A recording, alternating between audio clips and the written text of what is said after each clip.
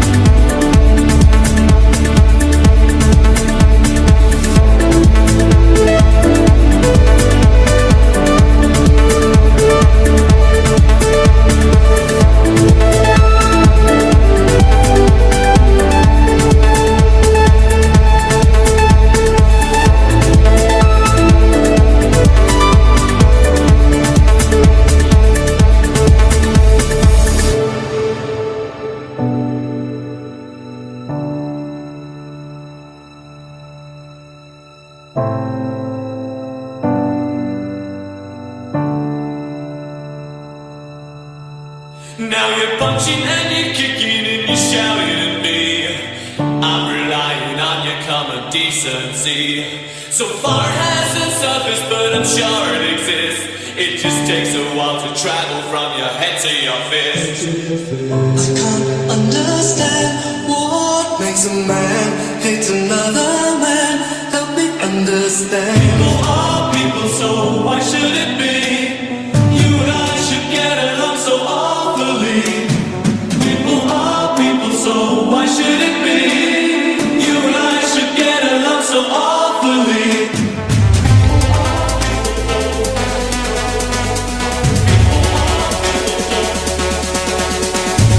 People are people, so why should it be? You and I should get along so awfully.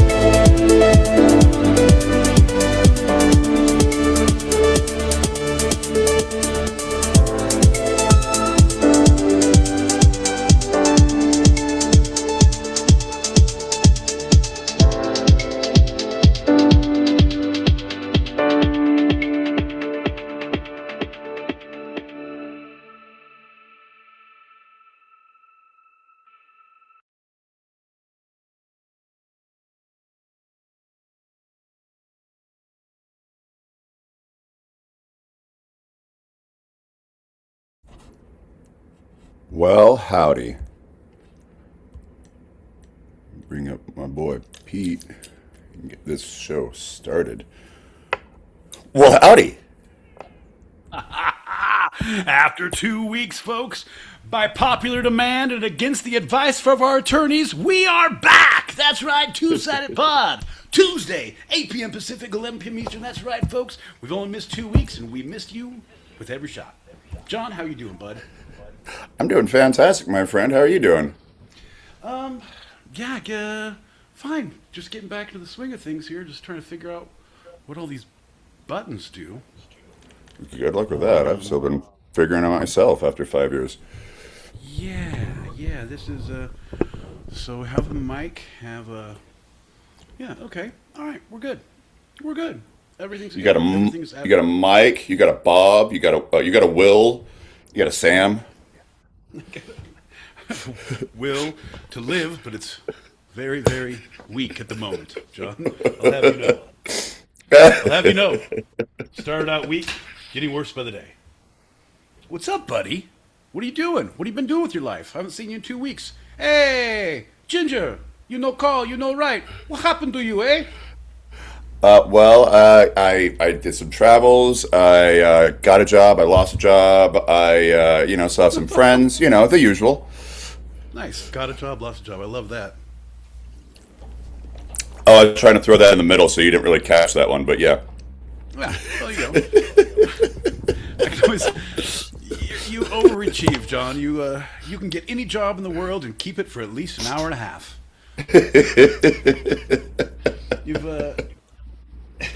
You've taken on the mantle of Crazy Wes. Weren't you a doctor at one point? Yeah, for about an hour and a half till they figured out I wasn't. Cool. All right. Okay. Cool. Yeah.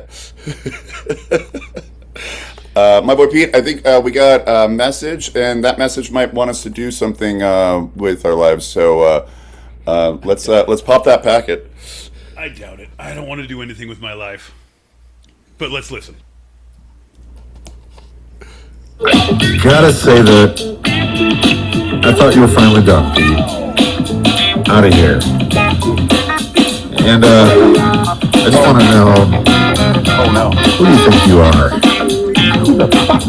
Also, I have a deeper insight into why this doesn't work. It never has worked. It never will work, actually. Irrespective of that, a hearty good evening to the both of you. John L. Peacock, Esquire. Take it down a button. And my boy Pete, well, I mean, Come at me, bro. Come at me. you. When you know. Dub, I know. But I'm so glad you have a greater understanding of why this will never work. Now that you've walked a quarter mile in my loafers. Well, I can't wear heels to save my life. It's all flats here. John, raise your glass. Bink, bink, bink. Back out. Cheers, everybody. Ooh. Oh, I missed that. I've been doing a lot of shots lately. Oh, that's actually a lie. That's actually a lie. Just black that part out. Mr. John, Mr. Pete. What up? Hey, man, it's good to hear your voice. Mr. Drifter over here. We're eating dinner, having a few beers, waiting for the Uber to come pick us up at 9:30 Pacific time, Mountain Time. Okay. So, here's the pitch. I need you guys to stay on until midnight because we take off at like 12:12. So I'm gonna need you to be online until at least midnight Mountain Standard Time, which I believe is also Pacific Time. That would be 3 a.m. Eastern Time. Which is why we're going in the middle of the night, right? Exactly. So that we can actually Sleep and catch up. Yeah. Well, luckily, John's schedule is wide open, so he doesn't have to wake up for anything. So it turns out, 3 a.m. Yeah, we're good. so that we can actually, adjust to the time zone. We're going to go to bed at probably 5 or 6 p.m. Eastern tomorrow. Right. Because we're not going to sleep tonight. But yeah. Please and thank you. Appreciate y'all. Hell yeah. Oh, yeah. My man, Mind Fox. Look at the big brain on Mind Fox. Hell yeah. That's the educated man right there. Got the papers to prove it. He's papered. You know, we can breed him now. We got the papers on him. Chewing chocolate. Where'd you get it? Doggy dropped it. Carry on. The distinct honor of being the sole member of last week's show. Hell yeah. Just me. Just me. That's what we appreciate. It was no, really. Hell yeah. That's what I like about Dub. He's a glutton for punishment. Even when we said enough is enough, we can't do this anymore. He's like, I'm going to show up and let John tell me some useless facts in my face for a while. Hey, John, can you yell at me about Reagan or black holes real quick? That'd be great. It's a Tuesday. I can't get my week going unless I get some inane facts from a ginger. It's kind of a handicap, but I look at it as a benefit. Not many people have this handicap. It's handy-capable. Handy-capable. Thank you. Andy Scraps. Oh, John, where have you been? And as I assumed, we got Greg before we're going to start the show to bring in the trifecta of it all. Hell yeah. Here we go. What's going on, everybody? Things are tough, but we're getting through this together. Exactly. Things are getting tough for everyone. Recently, I took a Waymo and asked my driver what his name is, and he said, it's John Cena. Pretty sure it was him, even though I couldn't see him. I love reading news headlines. The Fitbit app recently crashed from all the steps John took in the gay pride parade. You know Fitbit? That's your biggest arch nemesis because you're a fat piece of shit. Holy shit! Welcome everybody to the Two-Sided Podcast. Hell yeah, It's baby. Tuesday night. We are live right here at Stereo Radio. You guys have a great night listening to this great podcast, the Two-Sided Podcast. There's two sides to every story, but there's only one two-sided podcast. It's Stereo Radio. Love you guys. Love you, bud. Hell yeah. Good to hear your voice, Greg. Good to hear your voice, man. Always. Well, speaking of voices in your head, my boy Pete, well, howdy.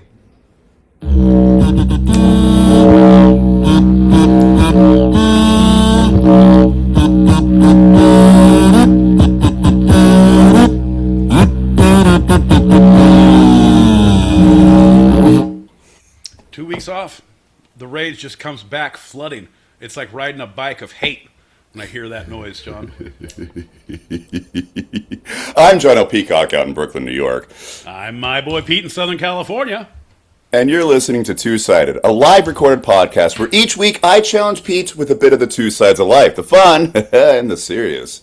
Yeah, John, the me and the you. The right and the wrong. The yes and the no. The give and the take, the push and the pull, the ebb and the flow. The yin and the yang, the pad and the tie. The garlic, the bread. The steak, the vampire. The silver bullet, the werewolf. John, when will you learn? You can be defeated. There is a way, and we will find it. Well, you seem jovial about that, but you seemed angry at the beginning of it all. So really, I need to do a general check-in with you, my boy Pete. How you feeling? I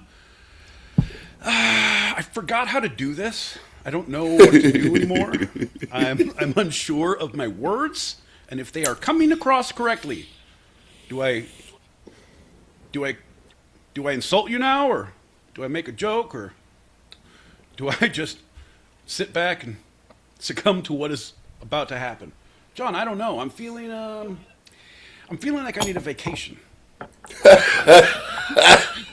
I'll be totally honest. And so today I finished I booked a cruise in December, but still, it's there. But still, and yeah, but I need something sooner because all this fucking work, man. I've done 16 hours this week already. Yikes. Nobody needs that in their life. Nobody needs that. No. Booking a cruise in December right now is like getting herpes and not having a flare up until December. You got it, but you're not going to enjoy it until December. I don't know if you know what herpes is, John. If you're thinking, oh boy, you wait for that flare up, you're going to have a hell of a day. Humdinger. Very enjoyable. I like flare. Don't you like flare? Only when in the form of buttons at a TGI Fridays, John. But no, not when it comes with an STD. No. No flares. Who's the fire guy? Johnny something from Fantastic Four. It's a synonym to flame on. Flare up! Yeah. The Thing and Mr. Chlamydia. No, I'm the human flame. The torch. Flare up! Flare up! Oh, no. Oh, I feel weird. I'm saying, right? Ooh, it ain't a bouquet. That's chlamydia. Aw, you got me something. You'll always remember me by this. Listen, we got two more messages from someone new. Let's grab those, and then we're gonna jump into our first little thing. All right. Yeah, Johnny Pip, Johnny Pip, Drama Tucson podcast. How's it going, guys? Good to see and everything. So, you know, the funniest thing is I'm studying psychology, right, going in a master's program, and, well, they talk about maladaptive thinking, right? And so, you got anxiety, you got depression. That's maladaptive thinking. We need to change the way that you think about these situations. But then that's all out the window when you talk about gender-affirming care. Now we want to affirm the person's delusion. We don't want to help them with their maladaptive thinking that's telling them they should lop off a perfectly healthy body part. No. Affirm them. It's such crazy psychobabble to be studying this right at this time, in the middle of this moment. Right? I say if you have a tail, keep the tail. Who cares if it's a vestigial? It's yours. Don't cut it off. How else will we know when you're excited if we can't see that thing? Dig. Oh, he's a good boy. Who wants to go for a walk? Damn it. Wait a minute, John. Is that your herpes flare? Are you sporting your herpes flare at work today? I love your flare up. Speaking of chlamydia, one time I asked my girlfriend for an open relationship while we were at Burning Man. That didn't work out for me. She met Mr. Girth, 2003. And, but anyway, yeah, she got chlamydia and she blamed it on me. So I went and got tested and everything. Well, guess what? I didn't have chlamydia. It was Mr. Girthy. We all burn out here on the playa. What's your playa name, Mr. Girthy? Motherfucker, I don't identify as a woman, but I do identify as a millionaire. So, Right. like, does the government have to buy me a house? Does somebody have to put some zeros in my bank account? How does this work? I identify as someone better than Who I actually am. Just another lesson in know your girth.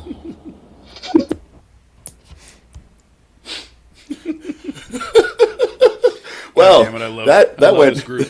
that went fantastic. All the way around, John. That's great. Well, what did your mom always say? You could like what'd she tell you as a child? That affirming thing. Oh, she said you could be anything you want when you grow up. And I said I wanted to be an Eastern European immigrant. What a liar mom turned out to be. Well, speaking of all that, we're going to go into our first. Never has worked and never will work round. That's right, folks. It's like a Baby's arm holding an apple. Oh, sorry, I was still on the playa. Know your girth. Hasn't worked and never will work. That's right. It's big, but it's broken. This show, I don't know how many episodes you've listened to, but this segment never works. What we do at this point, John asks some questions about why it isn't working, and I answer in the affirmative that it never will work. John, take it away.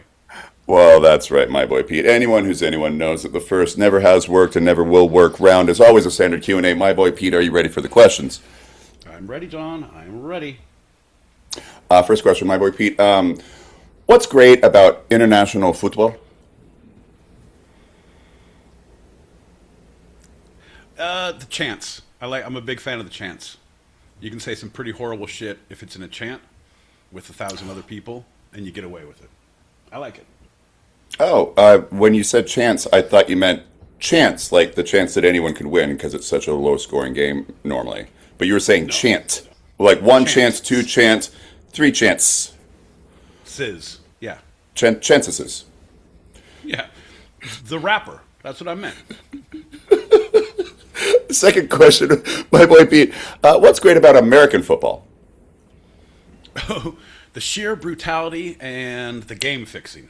John, big fan of both those things. CTE. Final answer. That's correct, my boy Pete. Third question. Which one of these two make more money for the organization, and why? Which one of these two make more money for the organization? Which one makes more money? Which one makes more money?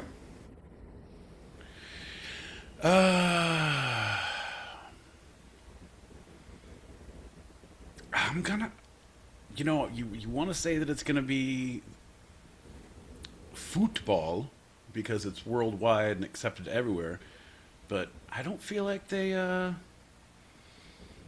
Yeah, no, I'm gonna go football. NFL. Why? 'Cause are you ready for some football? Come on, John.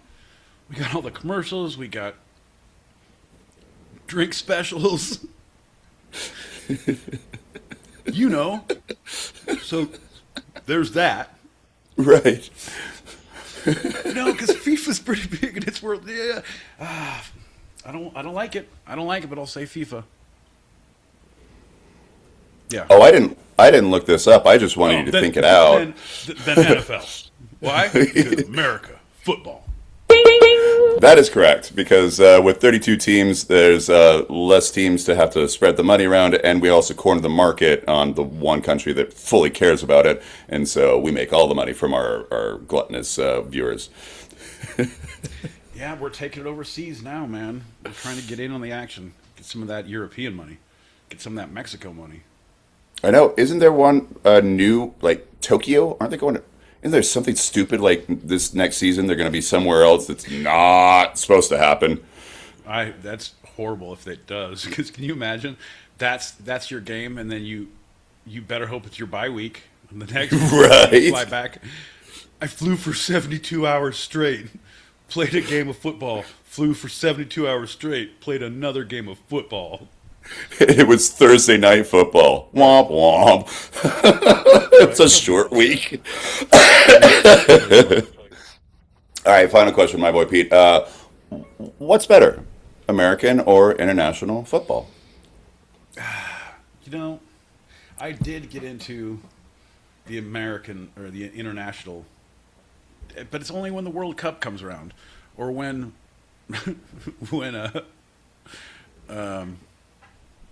Welcome to Wrexham, when you watch that, or what's the Ted Lasso?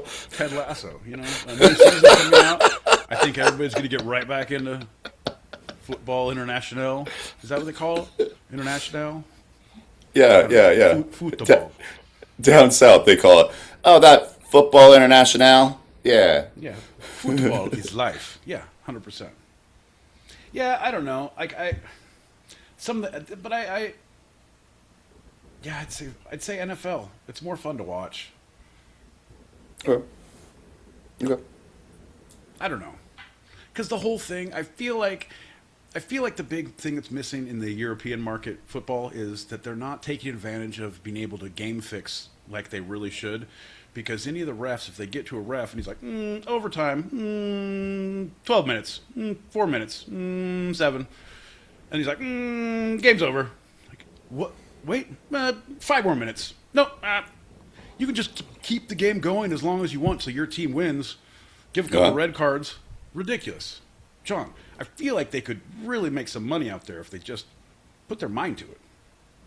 Well, when since they came to the North America for the very first time for this World Cup, there was a little bit of that. They didn't give extra red cards, but it seems like they did take one away very conveniently in between games. Dude, we have the hydration breaks. That was also a kind of pussy thing. Like, we're supposed to be badasses who play hard sports, and like, oh, everybody, you stop and get some water and get a juice box. Get an orange because you're gonna cramp up. You know why, right? Because we're pussies. Commercials. Yeah. Purely for commercials. That's why we got them. Yeah, we're like, no, hydration break. It's actually hot in all the places. In Toronto, it's really, really hot up there in Toronto right now. It was before the fire, so that's the side. But like, it was not. And they're like, hydration break because we need another Doritos commercial. Thank you very much. Yeah, I like to think is that we're too soft as a people, and we care too much, and we wanted everyone to make sure they didn't get cramps. So we wanted everyone to be hydrated, and I feel like it's about the player. You might be right. It has nothing to do with capitalism whatsoever. Yeah. That's what I said. So I say play 3 messages at your whim, and then we're going to jump into our first segment. Ooh, boy, oh boy, oh boy, oh boy. Okay. Boy, oh boy. Okay. I'll play the message. Here we go. I identify as a Christian who got bought a house by some Jewish people for free because I'm Christian. That's how I identify. Is that okay? That's perfect. The best thing about the World Cup, about the international football, I went to the United States, and they have French dressing. They have French dressing, they have A1, they have food refills. Oh, we're talking about football. Ice? Yeah. Dude, I heard the thing, the TSA had shit tons of full-size ranch bottles, like had to be thrown away in the garbage because everyone was trying to take them back. They didn't realize that this is a liquid that you can't carry on. So Hidden Valley is now coming out with travel-size 4-ounce ranch things. So you can take them with you when you go. Hell yeah, I love that.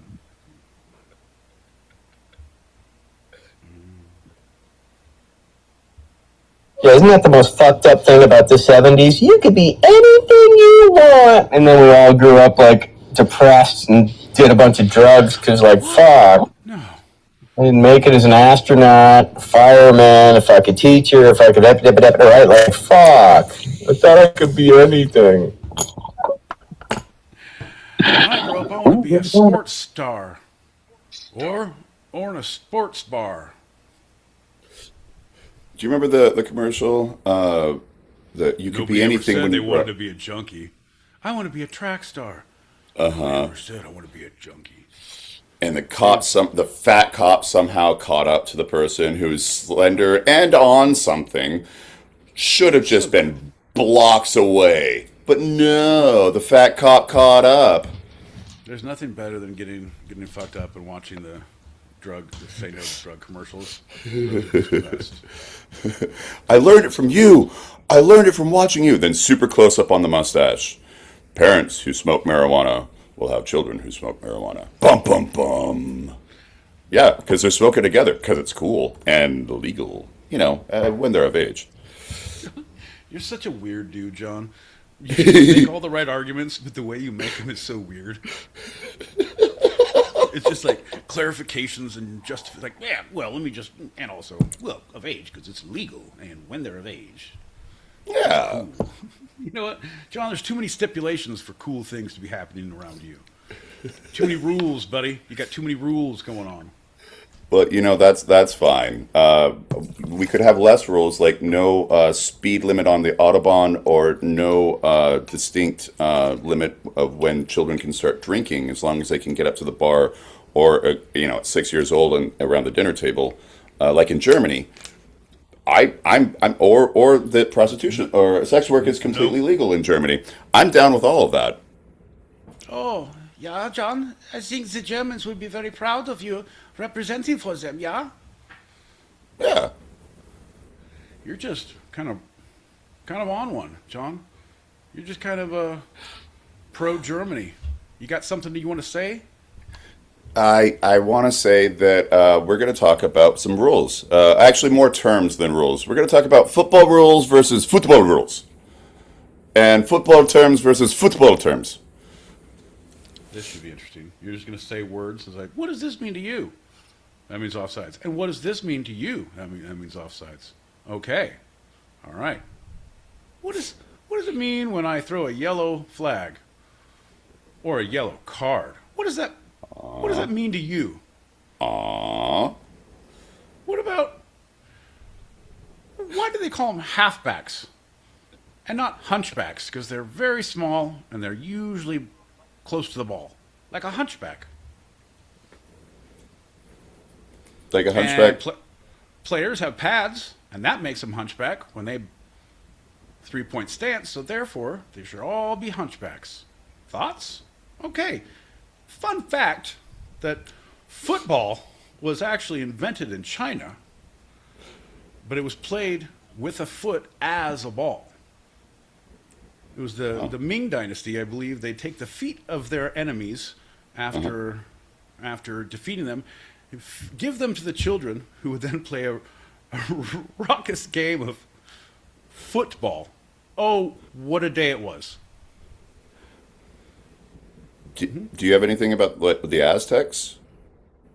No. I don't believe in the Aztecs, John. That's a figment. That's like Jesus or aliens. I do follow their calendar, but that's it. Yeah, I believe in more of the Algonquins and their timekeeping. It was just like, we showed up whenever, we cruise out whenever to. It's cool. It's cool. How you rolling? Algonquin, baby. I'll roll some Algonquin with you. Cheers, buddy. Bing. Like, ow. Hey, everybody out there in the chats. Smoke them if you got them. Hell yeah.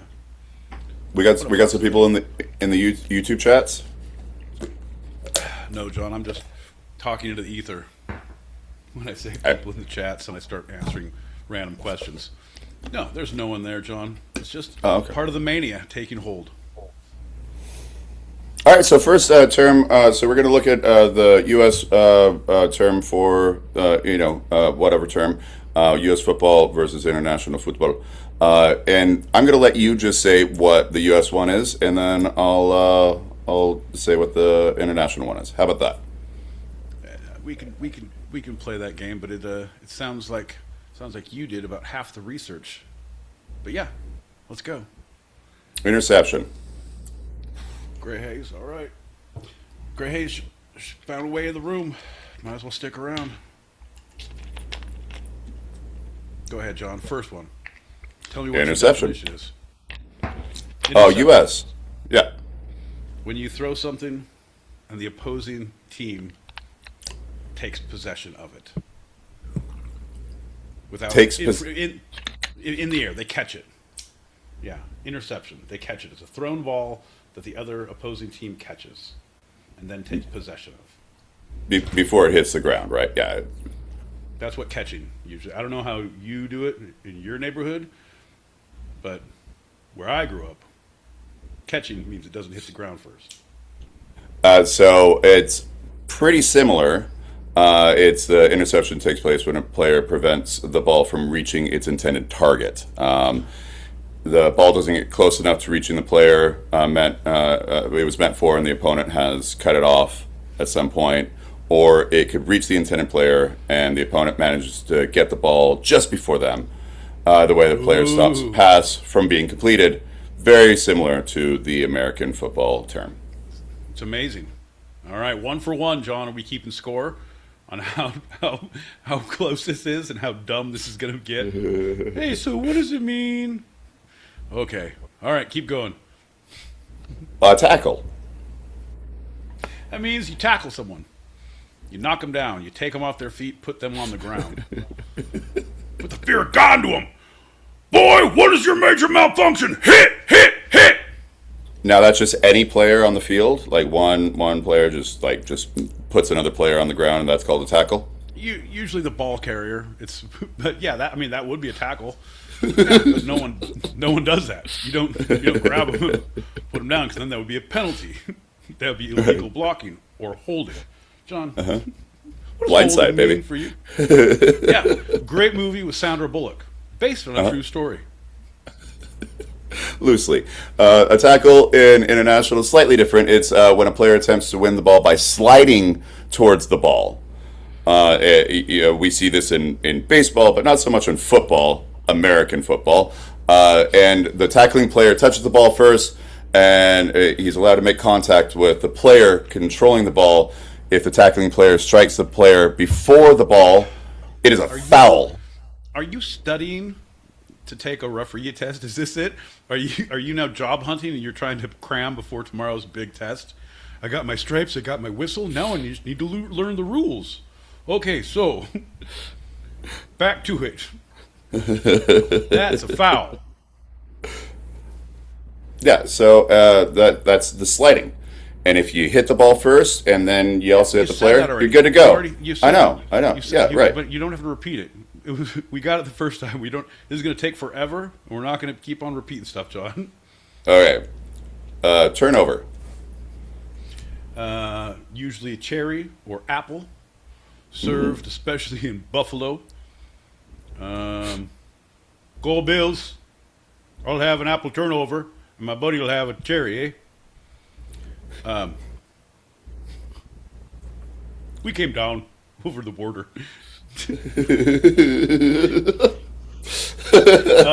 Turnover when you give the ball up to the opposing team. In what ways? In any way. Any way is a turnover. Turnover on downs, interception is a turnover. It's all the ways. Anytime that the ball goes to the other team, that is a turnover. Well, you named the two. What's the third one? If there's a sudden death overtime. How is that a turnover? That's when we all break and we go get the apples or the cherries. We call it the sudden death. It's both of them, eh? Yeah. Oh, put two in mine. Oh, it's a sudden death, eh? You fumbled that last one, but that's all right.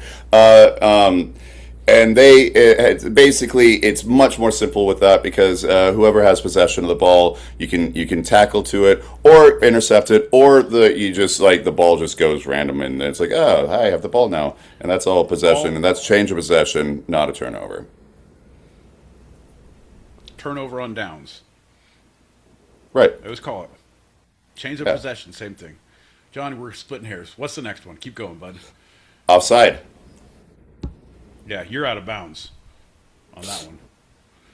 That's when you break the field of playing before the ball is snapped. What's that thing called? It's a scrimmage. It's a scrimmage line, the field of play. Scrimmage. It starts with it's a zone of some sort. Oh, the duty free zone. It's when That's you right. shop for discounted liquors and perfumes, but you have to show your passport and your ticket, or they won't let you. And they don't have any bathrooms because it is duty free, right? Yeah. And it's just when you gain possession of the ball, heading towards the goal, and your shoulder or your head is slightly in front of the last defending player, and that's an offside for international football. Yeah, icing. What's that in international football? That's what they say. That's the hockey thing. Oh. Ours is you get the icing on the Cinnabons. Oh, it's so good. We get those after the turnovers. I like cherry. Okay, out of bounds and out of play are the two terms, U.S. and international. They have distinct differences, and I'm sure you saw this when watching the World Cup, at least this year. How do they differ? Because it's very straightforward of what's happening there. I don't know. You just tell me, John. Let's stop asking me questions of things I don't want to answer. What is the difference? What is the new thing you want to tell us about? Player can be out of play as long as the soccer ball is not out of play. But that can't happen in football, American football. Right. It's all about the ball. Yeah, in soccer. Yeah. Right. Okay. And so That's out of if the bounds, ball happens to be Yep. not out of right, but the dude's butt hits it, no, that's out. That's out, right? Right.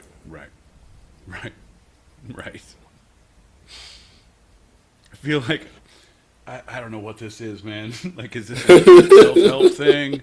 Is it a cry for help? What is this? Hey, is it a make-a-wish? What is it a tutorial for people? These are terms we've learned the last week. Let's talk about them, shall we? I'm just not following, bud. 2 weeks off. 2 weeks off, and you come up with this. This is awesome. This is awesome. All right. I can stride it all. In U.S. football terminology, what is a pitch? It's when you pitch the ball laterally or behind you to underhand to someone. Mm-hmm. Yeah. Yeah, usually from a quarterback to a running back. No. So just No. whoop. Sometimes. Not usually. Sometimes. What is a pitch in international football terms? It's I think the you know thing this they one. play on. Yeah, the field of play. The field. Yeah. All right, what's referee? How is a referee in American football different from the named referee in international football? They don't run as much.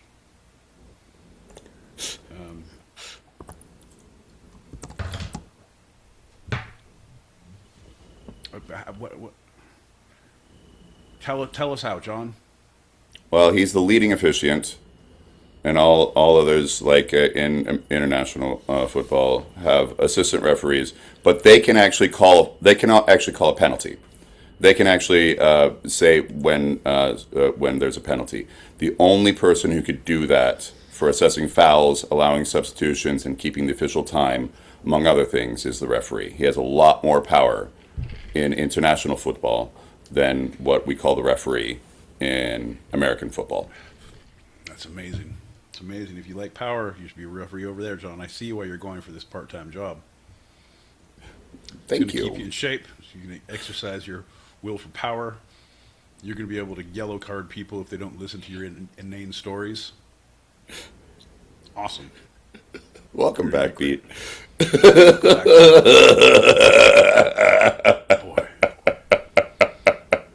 I was saying to myself, what am I doing out here? having an amazing time. Time off, work dinners, late nights, early mornings. Mm-hmm.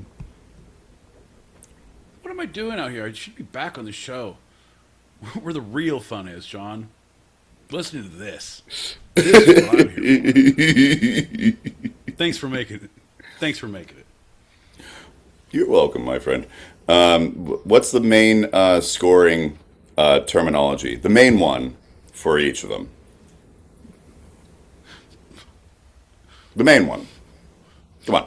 The main score. Come on, it's easy. Points. Yeah. What do you mean? No, the terminology for when a team scores. Oh, a touchdown or a field goal, John. A field? Yeah. 100%. Good job. All right. And touchdowns get how many points for the team? 6. Extra point gets 1. Field goal gets 3. John, what is the major export of Papua New Guinea? Entertainment, my friend. Entertainment. That's right. And how many points does a goal get in international football? Depends on how far back they are. Over midfield, it's 2.5. Uh-huh. If you get it off someone's face, it's 3. Opposing person's face, not your team's face. Right. It's That's not. called- Yeah, it's not a that's headbutt. That's called a facer. Right. Good old facer. Yeah. Have you been playing fantasy soccer? I'm sorry, fantasy international football. No. I just make a lot of bets on Kalsi. I'm gonna win big one of those days. All right. Penalties are pretty much the same, but there's less penalties in soccer. Whenever there's a free kick, it's not necessarily a penalty. We all pay somehow. There's no such thing as a free kick. They'd always say. Never look a gift kick in the mouth. They would follow up with a kick in the hand is worth 2 in the bush. They'd They'd yell conclude as I was with. leaving the house. All right, final term, my boy Pete. In American football, what is a punt? That's when you kick the ball away. When you say, we're not going to do anything good with it. We're going to make sure that it gets as far away from us as it possibly can before it explodes.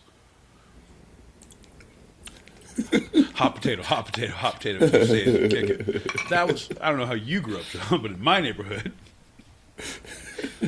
football was played with feet. We'd go hot potato before it would explode. Also because we were usually strapped with small incendiary devices. Incendiary devices. It was a rough neighborhood, John. It was the wrong side of the tracks. Yeah, it wasn't. It was in El Paso. It was Ciudad Juarez. You ask where would one get feet? I say where can one not find themselves tripping over feet? Oh, Ming Dynasty. What a time to be alive.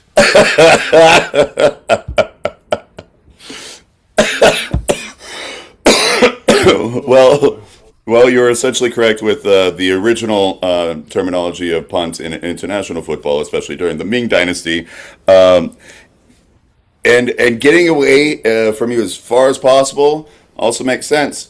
And they're done the exact same way. So you got your hands on the ball, and you drop it, and you boom, and it goes real far, right? It's not like a setup for a field goal or something like that.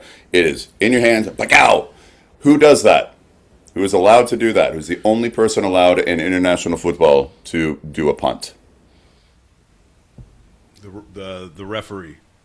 This is the referee when he punts it into someone's face while giving him a red card. Yes, you are correct on that one. Ooh, I'm going to 100,000 to 1 on that, John. I'm going to be a billionaire if that hits.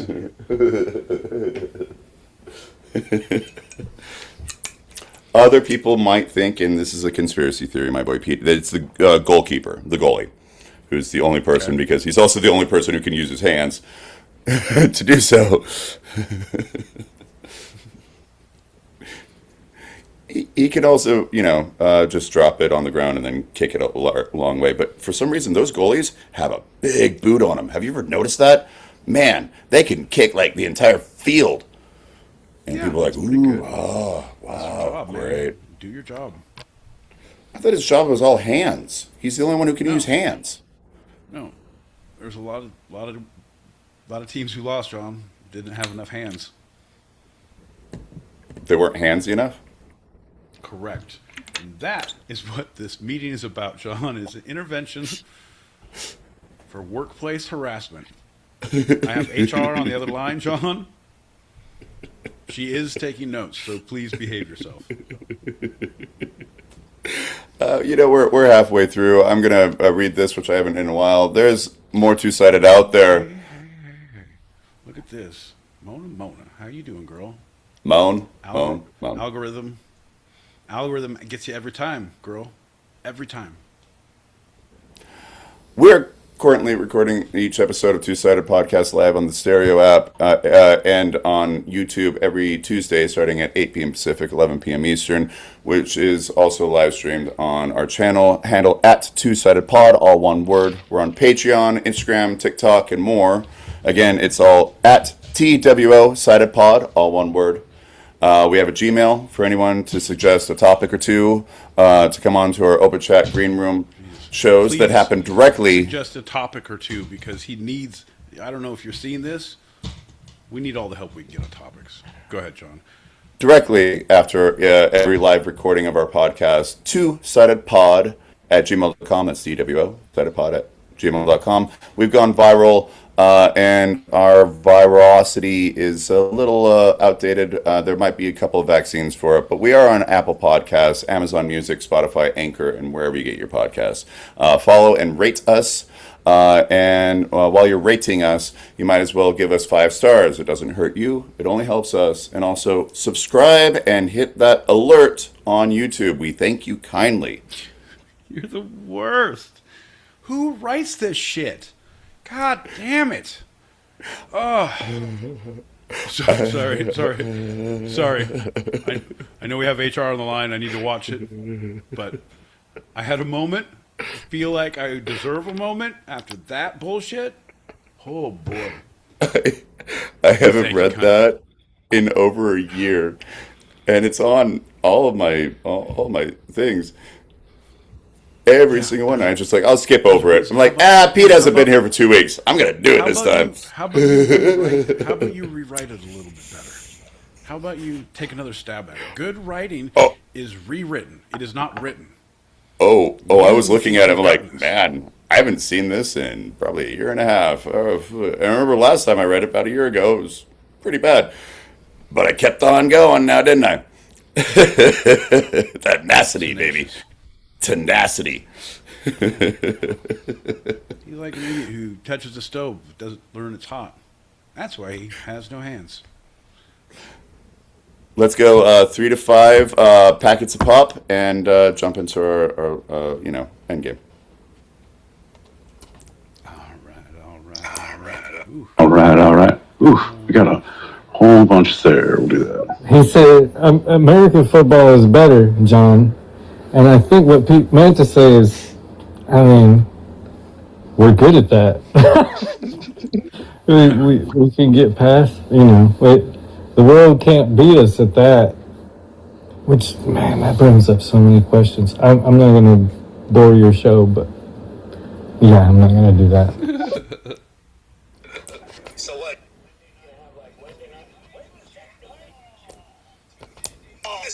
And for the Jack Series, the JFL. You're talking. Fucking telling me, Dave, that We weren't supposed to do all the drugs and the things? Oopsie. That would have been really good to know like 20 years ago.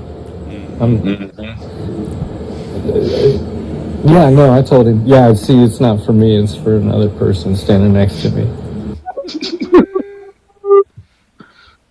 Speaking of stipulations, and as long as they're of age, it'd be hard to tell with naked Asians, right? Ooh, boy. Speaking of stipulation, This is your brain. This is your brain on drugs. Any questions? Yeah, dude, are you gonna throw some more eggs on? I got the munchies. Bro, I'm hungry.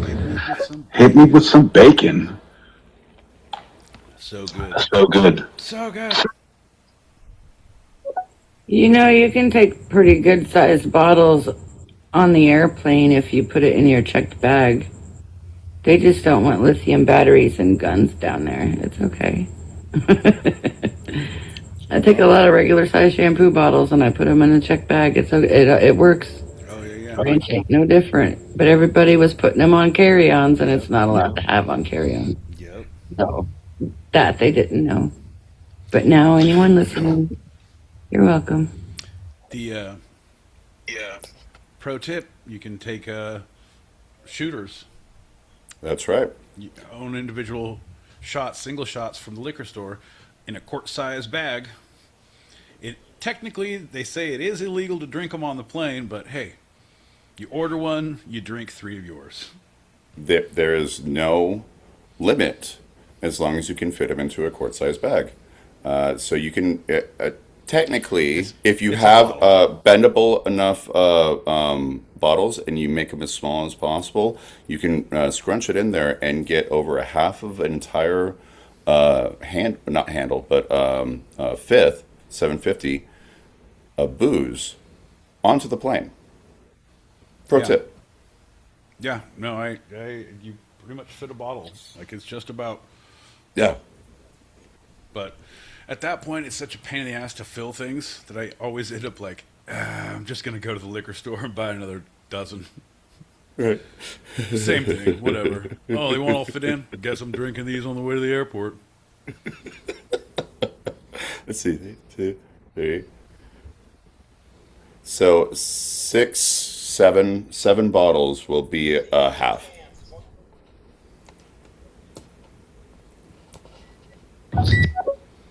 Speaking of chance. What did you say, John? What's up? What's up? Oh, you stopped talking. Oh, you were playing. Yeah, I was switching it over. Yeah. No, I was not. I was just trying to go through some stuff. But Well, go ahead, keep talking, bud. I go through some stuff as well, my boy Pete. Let's just fix this in post. We'll go 3, 2, 1. And that's going to lead us to our next never has worked and never will work round. That's right, folks. Can't work, won't work, never work. So we call old John Peacock in the biz. Now it's bled over the two-sided podcast. Well, let's show them why, John. Take it away, buddy. Well, this never has worked and never will work round segment is one of your favorites and mine, and I believe one of my boy Pete's as well. Yeah, that's right. It's accented answers. Accented answers. No. That's awesome. Yeah, you weren't paying attention. What were you reading there, right then, my boy Pete? I was Beautiful Air gave a bunch of emojis and said current situation, and I was like, wait, I had to look at them. Oh, it's with the dog and a candle in bed. It's raining outside. She's listening to music and watching her computer. Hell yeah. That's fantastic. Yeah. So for this never has worked and never will work round segment, it's accented answers. Tell the people at home what that means. I once tried to convey my emotions, but no, never mind. There's going to be an eggplant, a wheelchair, a waterfall. Like, wait, are you fucking vegetables? No, man. It's cool. All right. Carry on. Okay, so accented answers, I'll just tell everybody instead of my boy Pete. Okay. Yeah, do your job, John. Where I give my boy Pete some questions and an accent in which that version of my boy Pete will answer said question. Right. That's it. And folks, it's getting better and better each time, meaning that I'm getting worse and worse as we go. Fantastic. I figured since you had 2 weeks off, I might as well throw this one at you. Right. All right, just lean in. Just lean in. You won't get hurt if you go big. Okay, I'm ready. All right. I want to bring Alabama Walmart shopper, my boy Pete, up first. Alabama Walmart shopper, my boy Pete. Your question is, what's great about international football? Ain't nothing good about it. They out running around like a bunch of sissy boys, kicking. Oh, can't use your hands. Someone touches you, you fall down like a sissy. That's dumb. I'd say learn to be a man. Fight somebody if they come at you. Do you like hockey? Oh, hell yeah. That's an American sport right there. Beat the Super shit out of duper. each other. Yeah. And then go have a twofer. You know, no, hey, thank you so much, Alabama Walmart shopper, my boy Pete. All right, Ne- you bet. You know, there's some sale on Bud Light out here. Y'all want to go in on a case? Let me know. you sure you don't want a twofer? Nah, fuck them Canadians. We're in L.A., baby. Lower Alabama. Represent. Walmart till I die.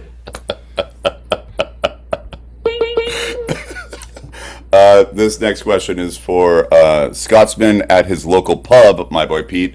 I think he's still around. Yeah. Hey, wake up, Scotsman at his local pub, my boy Pete. What do you want, boy? I'm busy, don't you know? I just wanted to ask you what's great about American football. There's nothing good about it. They're all thugs, hooligans. They're the worst kind. Rough and tumble, taking steroids. Not the clean, cutting, fast game like real football. Isn't there a term for like the Scottish soccer hooligans? What? Right? What? There's nothing. Oh, I would know nothing about that.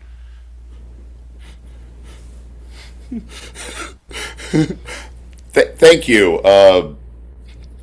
You could go sleep in that corner over there, Scotsman at his You know local I love pub, my you. boy Pete. Always have. All right, Next, we'll go now. And if his security will allow it, we'd like to bring up Russian oligarch, my boy Pete, for this next question. Yes. What can I do for you, John? Oh, yeah, there we go. More like Dracula, but less like Dracula. Okay. I'm having fun. I don't get out much anymore. Okay, go. You go. With your permission, I'd like to ask you, Russian oligarch, my boy Pete. Would you like to have a person brought to you, John? I have many people that I could bring to you. No, that wasn't my question. My question is, which Do you one want makes... a foot? If you'd like to play football, I have feet. Well, speaking of football, both international and American football, which one makes more money and why? Oh, international. By all means. America, they are very tight. They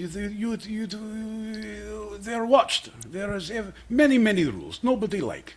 But internationally, there is a little wiggle room, it's like we like to say. Sometimes, in Mother Russia, football is life. If life were gulags and potato famine and vodka. So, I guess what I'm saying, you must capitalize where you can. European, the whole soccer league, real sons of bitches, very manipulative. We're looking at bribing a referee next year. 17 more minutes. Can you believe? Okay, I've said enough. Russian oligarch, my boy Pete, did you just reference the potato famine of Ireland? Do you own any of the Irish teams? Because there's not really a Russian presence in FIFA. I'll take this one. The thing is, John. I did not know you were going to come out of the shadows like that. Oh, I'm always lurking around. I got me charms. I got me ways. Yes, he does know about the potato famine. I told him all about it. And I'll tell you too, John. You watch your ass. You mind your P's. You mind your Q's. We have fingers all over Europe. And we're not going to stop until we get what we want. He's very well spoken. He's like we are an international crime organization. We should bring that Alabama guy. We could be worldwide. Hey, what y'all talking about? Nothing. We were just saying. All right, fuck it. I'm in. This is the beginning of a very beautiful friendship. All right. It is. I think Alabama Walmart shopper, my boy Pete, Russian oligarch, my boy Pete, and NRA out of Belfast, my boy Pete. You can all have a seat. This last one is for Brit living in London who really likes American football and also sometimes likes our podcast, my boy Pete. Can we bring Brit living in London who really likes American football and also sometimes like our podcast, my boy Pete, up for the final question? Oh, mate, yes. I do love football. American football. It's quite rugged and rough and, oh, those shoulder pads and the burly men. I do like it so. And your podcast is quite nice as well. Gents, pleased to be here. What can I answer for you today? You know, I thought you'd be more of a bloku, but it's pleased to meet you. You know, Brit living in London who really likes American football and also sometimes like our podcast, my boy Pete. What's better, American or international football? Oh, American. Well, you chaps are just the greatest. And your stadiums? Oh, have you had their turnovers? I once was at a stadium, I believe, in Buffalo. Quite nice. Got the cherry apple. It was the deluxe, they called it. Unbelievable.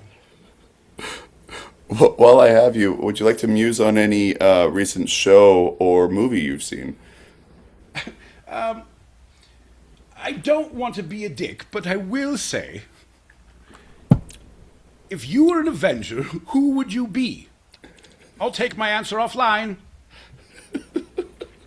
I know you're a real lover of all that, so thank you for musing with us. Brit living in London who really likes American football and sometimes also likes our podcast, my boy Pete. And that has thus concluded our lightning. Never has worked and never will work round. Oh boy, oh boy. This room is clear. Holy shit, John. That was fun. But sometimes, you know, when you get in the pocket, baby, you just gotta... You're not gonna stick the landing, so you might as well keep going until you find a smooth patch somewhere. And if you don't, at least you'll have company for the crash. You know what I mean? I really do know what you mean. We should have a shot and get into our short. 100%. 100%. Cheers, bud. Bink, bink, Cheers, bink. buddy. Bagow. You're welcome for listening. My boy Pete, tell the people at home what the short's all about. Short. John sets a timer for 5 minutes and reads a segment from a single source. Who is that source? What is that source? We just don't know. Could be a friend, could be a coworker, could be from the ticker tape at the local Wall Street branch house. Katie did 404. Oh, you'll never believe this.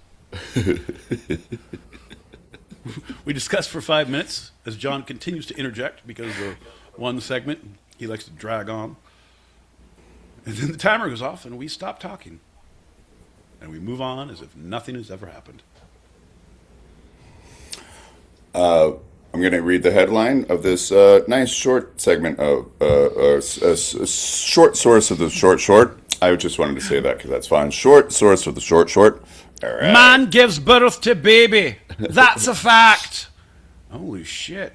We should discuss that one. We will at another time, but right now we're going to say discuss Spain posted a Trumpless World Cup photo. Here we go. From the cut. Imagine this. You're on Team España, and you just won the World Cup after a grueling 39-day competition. You want to celebrate your sweet, sweet victory by jumping up and down with FIFA World Cup trophy in your hands and shouting probably, "Let's go!" But there's one toupee-wearing, spray-tanned issue.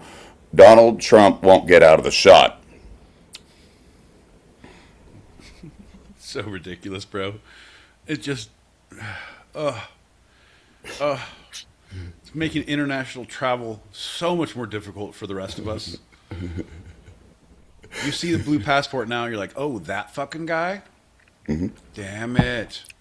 Such was the scene that went down in New Jersey Sunday, and I love that they don't, because it's, the Meadowlands, which it's the Giants and the Jets, and they're both New York teams, but it's New Jersey. Sunday after Spain defeated Argentina in the finals 1-0. It's customary for the leader of the host country to present the winning team with their trophy, which meant the president handed over the hardware to Spain's players. Not customary, however, was that he then lingered around to partake in all the photos, as he's known to do. Did you see like the FIFA dude run up and try to get him out of the way? Right. For most of the shots, the team simply ignored him, focusing instead on the crowd and one other, while the stadium booed the president. Still, he stayed put until FIFA president Gianni Infantino forcibly removed him from the dais. Dude, when the leader of the most corrupt sports organization in the world says, "Oh God, that's a bad look," you know something's like, something ain't right. Something is rotten in the state of Denmark. The state of New Jersey. No, that's just the smell of New Jersey. the state of confusion. Because he's also the one who awarded him the very first FIFA World Peace Prize. Right. Earlier this year. I gave you a prize, so get the fuck off the stage. Get the fuck off the stage. The official account for Spain's National Football League shared the celebratory image to Instagram that did not feature the president, though whether he was edited out or cropped out of the shot is unclear. FIFA followed suit, posting a mostly presidentless image on X, Twitter. You can see the shoulder in the frame, suggesting that they went with the crop route. I'm going to show you the image right now for those on YouTube. Yeah.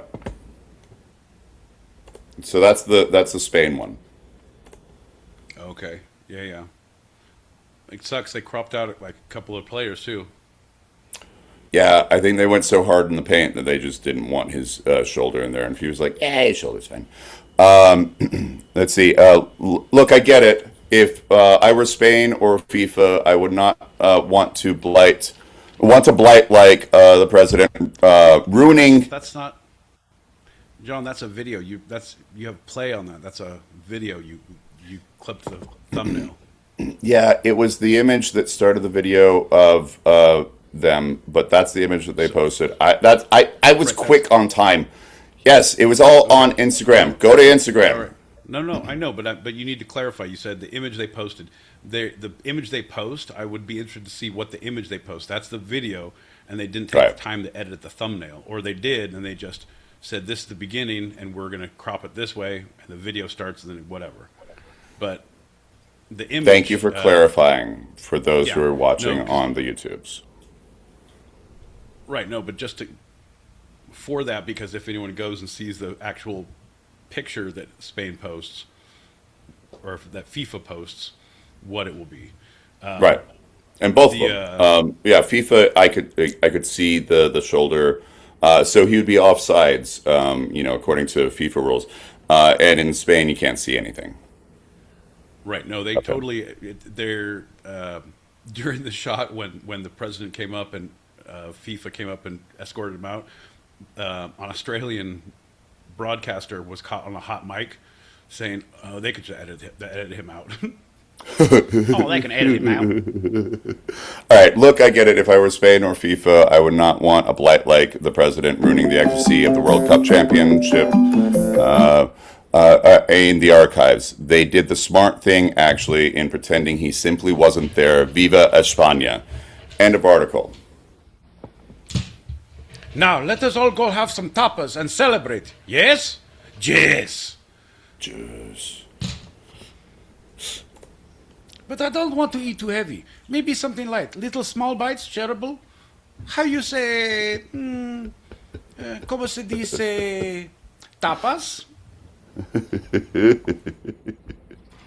Es tapas.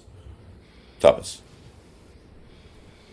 En español y Inglés? Tapas.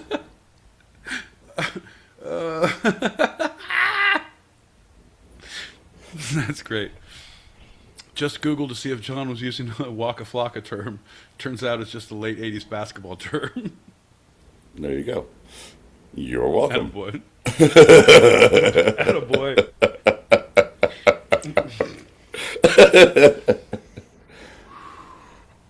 My boy Pete, let's finish this up with our final segment. And this is a little serious. It's the phone book. The phone book? Huh?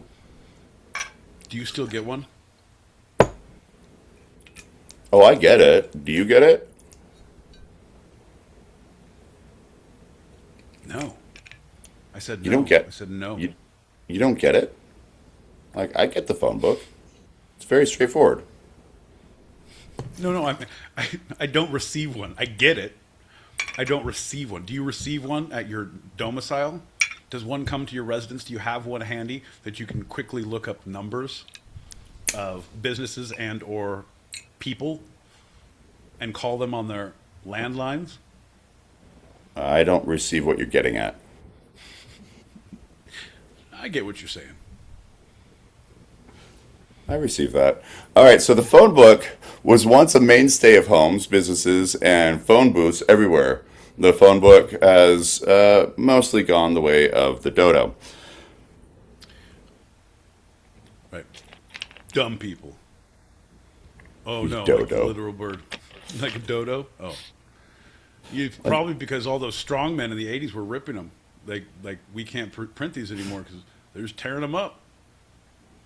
Oh, the girthy people? You know what happens when you're around them, especially at Burning Man. It all goes. Then it gets fun. All right, well, so the Smithsonian Magazine examined historical documents, news reports, and other sources to chronicle the American phone book's fascinating history. And what they found was that the earliest forms of data collection and public access, phone companies published the books, white pages for residential and yellow pages for businesses, by city district, including all phone company customers. Users had to pay a fee to remain unlisted. You had to pay to not be in their book. Right. Right. Which is, or you had to pay if you wanted to have a different listing or have something else. Mm-hmm.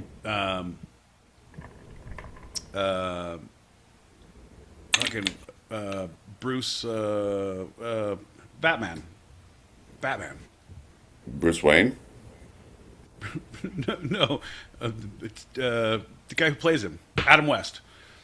The guy who plays him. You're Bruce. Yeah. I'm like, Bruce Wayne. No! Obviously not him for Batman. Because the one person who's ever played him in all of history, Adam West. Of course. Yeah, so they had Adam West, and he had a thing, see Bruce Wayne. And he goes to Bruce Wayne, and it's see Batman. And it goes to Batman. Batman's see Adam West. And he had him just loop and had pages references and just had him loop. So that would be the white pages, right? So the yellow pages went the other route of you could pay to get like little parts, like mini advertisements. Or I guess it's not mini advertisements, it's just advertisements where suddenly there is slightly bigger on the page. You know, I feel like that's a good investment. If you're back in the print days, if you're looking at like, oh, am I going to do a weekly periodical? Am I going to do a newspaper? Like, be in the phone book near like, I don't know, emergency stuff or hotels or hospitals. Be in the H's. And yeah, really go to town. Like, just take out a page. You're there forever. Come on, John. I say, if they were still around, we should take a page out and just say something dumb. It's worth the money. You know, I don't think they did full pages ever. The New York Times didn't even do a full page advertisement until like in 2010. So, you know, they didn't sell out after the phone book was kind of gone. But in 1993, phone directory became available on CD. So that's kind of blackmail, I guess. It's like yeah, if Ashley Madison was doing that, just you pay to be unlisted. Otherwise, we're publishing your photos, your name to all the users in a book. Here you go. I think everything. That's a blackmail. I love it. That's legal blackmail. What a great time to be alive. So that just reminded me, IMDb, which is for like anything movie-wise, anything TV or movie-wise, TV, yeah. right? Yeah. Will have actors' birth dates, and they can pay to not have their birth date on the listing. And so, especially for female actors, which there's a stigma about that, who wouldn't want to have their birth date just publicly known, they have to pay for it. It's just a continuation of the white pages. Yeah. And if you don't want me to publish these nudes, you're going to pay up. No. By all means, hit send. I'm kind of into that. So ushering in the demise of the phone book are the internet and mobile phones, with phone books being bulky and updated just once yearly. The regularly updated internet provided far more accurate and reliable details. In 2004, a law stipulated that cell phone numbers may not be included in phone directories, and that just left landlines in the directories, which quickly rendered them largely obsolete, as more than 7 in 10 adults were wireless only by the end of 2022. Yeah. I don't know if I've been in a house with a phone for anyone who's under 50. Yeah. 55. Like, everyone's like retired people. They have like, something rings like, Jesus Christ, what is that? Mm-hmm. Yep. Is that a smoke alarm? My mama, 82 years young, got rid of her landline a while ago. Even old people are hap to it. And most phone companies stopped dropping the directories on the doorsteps in the 2010s, and the white pages and yellow pages are still technically available online, though they're much less used than other search engines. Yeah. Just go to Adult Friend Finder and type in plumber. Uh-huh. Wait, no. Sorry, wrong site. Plumber Finder and type in adult friend, right? Yeah. Looking for a hug? Wait, what kind of a listing is this? I took out an ad. There's a full page around the H's. I'm telling you what, man, this is a gold mine. This is the best use of our advertising dollars. H is the magic word letter. But did we have to put pictures of us in uniform hugging? Yeah, but it lets people know we're approachable. I don't know about that. So anyway, let's look at the beginnings. We know exactly when the now defunct expression, "I'm in the book," became a saying. It was in 1878. Oh, because you had a phone and you're hot shit, huh? Oh, you think you're hot shit? You got a phone? What's your number? I'm 7. God damn it. You are good. There has been several attempts to ban the phone books, yellow pages, on environmental grounds through the 21st century. But in February of 1878, in the 19th century, the phone book was cutting-edge technology. Hell yeah. Look at all these numbers. On one page? Crazy. Who wrote it? Nobody. God damn. What a world we live in. So the first one of 1978 was the telephone directory that is considered to be the absolute first phone book, but it was nothing but a sheet of cardboard with the names of both private people and businesses who had a telephone. There were 50 people to call in New Haven, Connecticut, the birthplace of the first phone book in 1978. Rick, number 1. Helen, 2.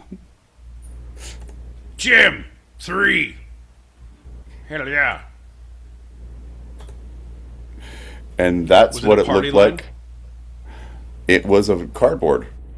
No, but it was the phone system, was it a part of the party line? Oh, of course, yeah. So, yeah, okay. So that flip it over. There are 50 people to call, right? And they had something to do with the telephone was invented near there less than 2 years previously by Alexander Graham Bell in New Haven. And that had no numbers on it. So you would turn this thing over, just a cardboard. It says that on the front. For those not watching us on the YouTube, my boy Pete, what does that say? I never learned to read, John. I never learned to read. Weirdly enough, that's exactly what it said back on February 21st, 1878. I never learned to read, John. I never learned to read. And then they had a list of words that he never learned to read either.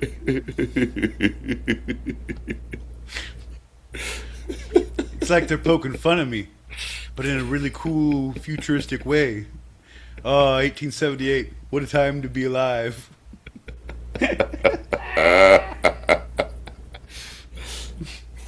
It says list of subscribers. New Haven District Telephone Company. Officer and Chapel Street. Officer 219 Chapel Street. Office 219 Chapel Street. It only took me 9 times, John. It's not me, it's the letters. February 21st, 1878.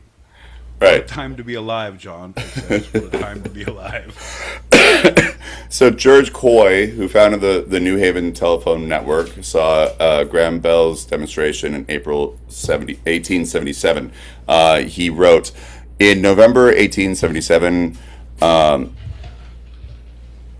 No, this is not from him. I'm sorry. This is from the article. In November 1877, he was awarded a Bell telephone franchise for New Haven and Middlesex counties and spent the next 2 months getting partners and financial backing. On January 28th, 1878, the New Haven District Telephone Company, in a rented storefront office in the Boardman Building, at the corner of Chapel and State Street, opened for business with 21 subscribers, each of whom had paid $1.50 per month for the service.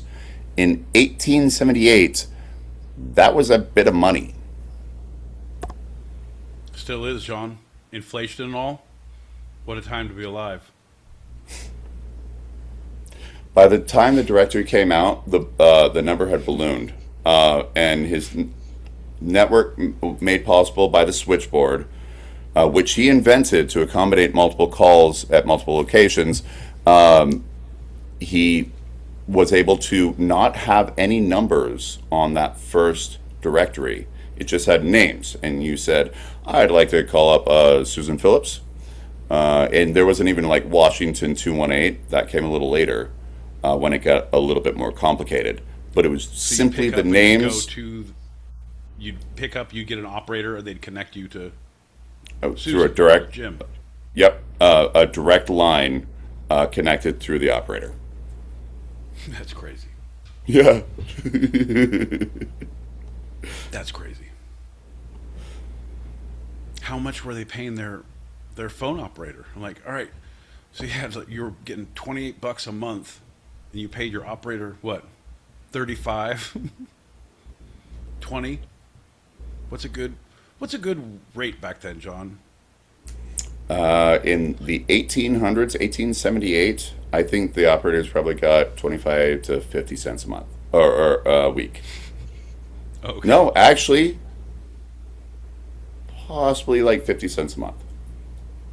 No. Probably like 50 cents a year. And they had to fight each other for food. And they'd eat the weak ones. Yeah, that's how it was. Yeah, do you wanna know say like it? WWF or like WWE or like UCF or like, like Con, like Battle to the Death? Like we're on the same page, right? Like, yeah. Yeah.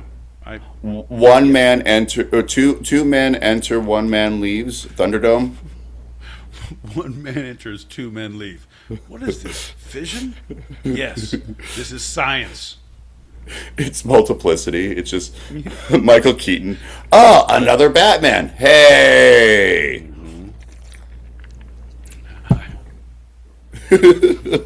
Michael Keaton, see Adam West. Yeah, right. See Batman. Oh boy. So they quickly caught on, the telephone books, and the first New Haven telephone book was just more than a sheet of cardboard, published in November 1878. A 2008 copy of that book made headlines, and it was sold at auction for $170,000 and $70,500. That's- Let's get drunk and try to call some of these numbers.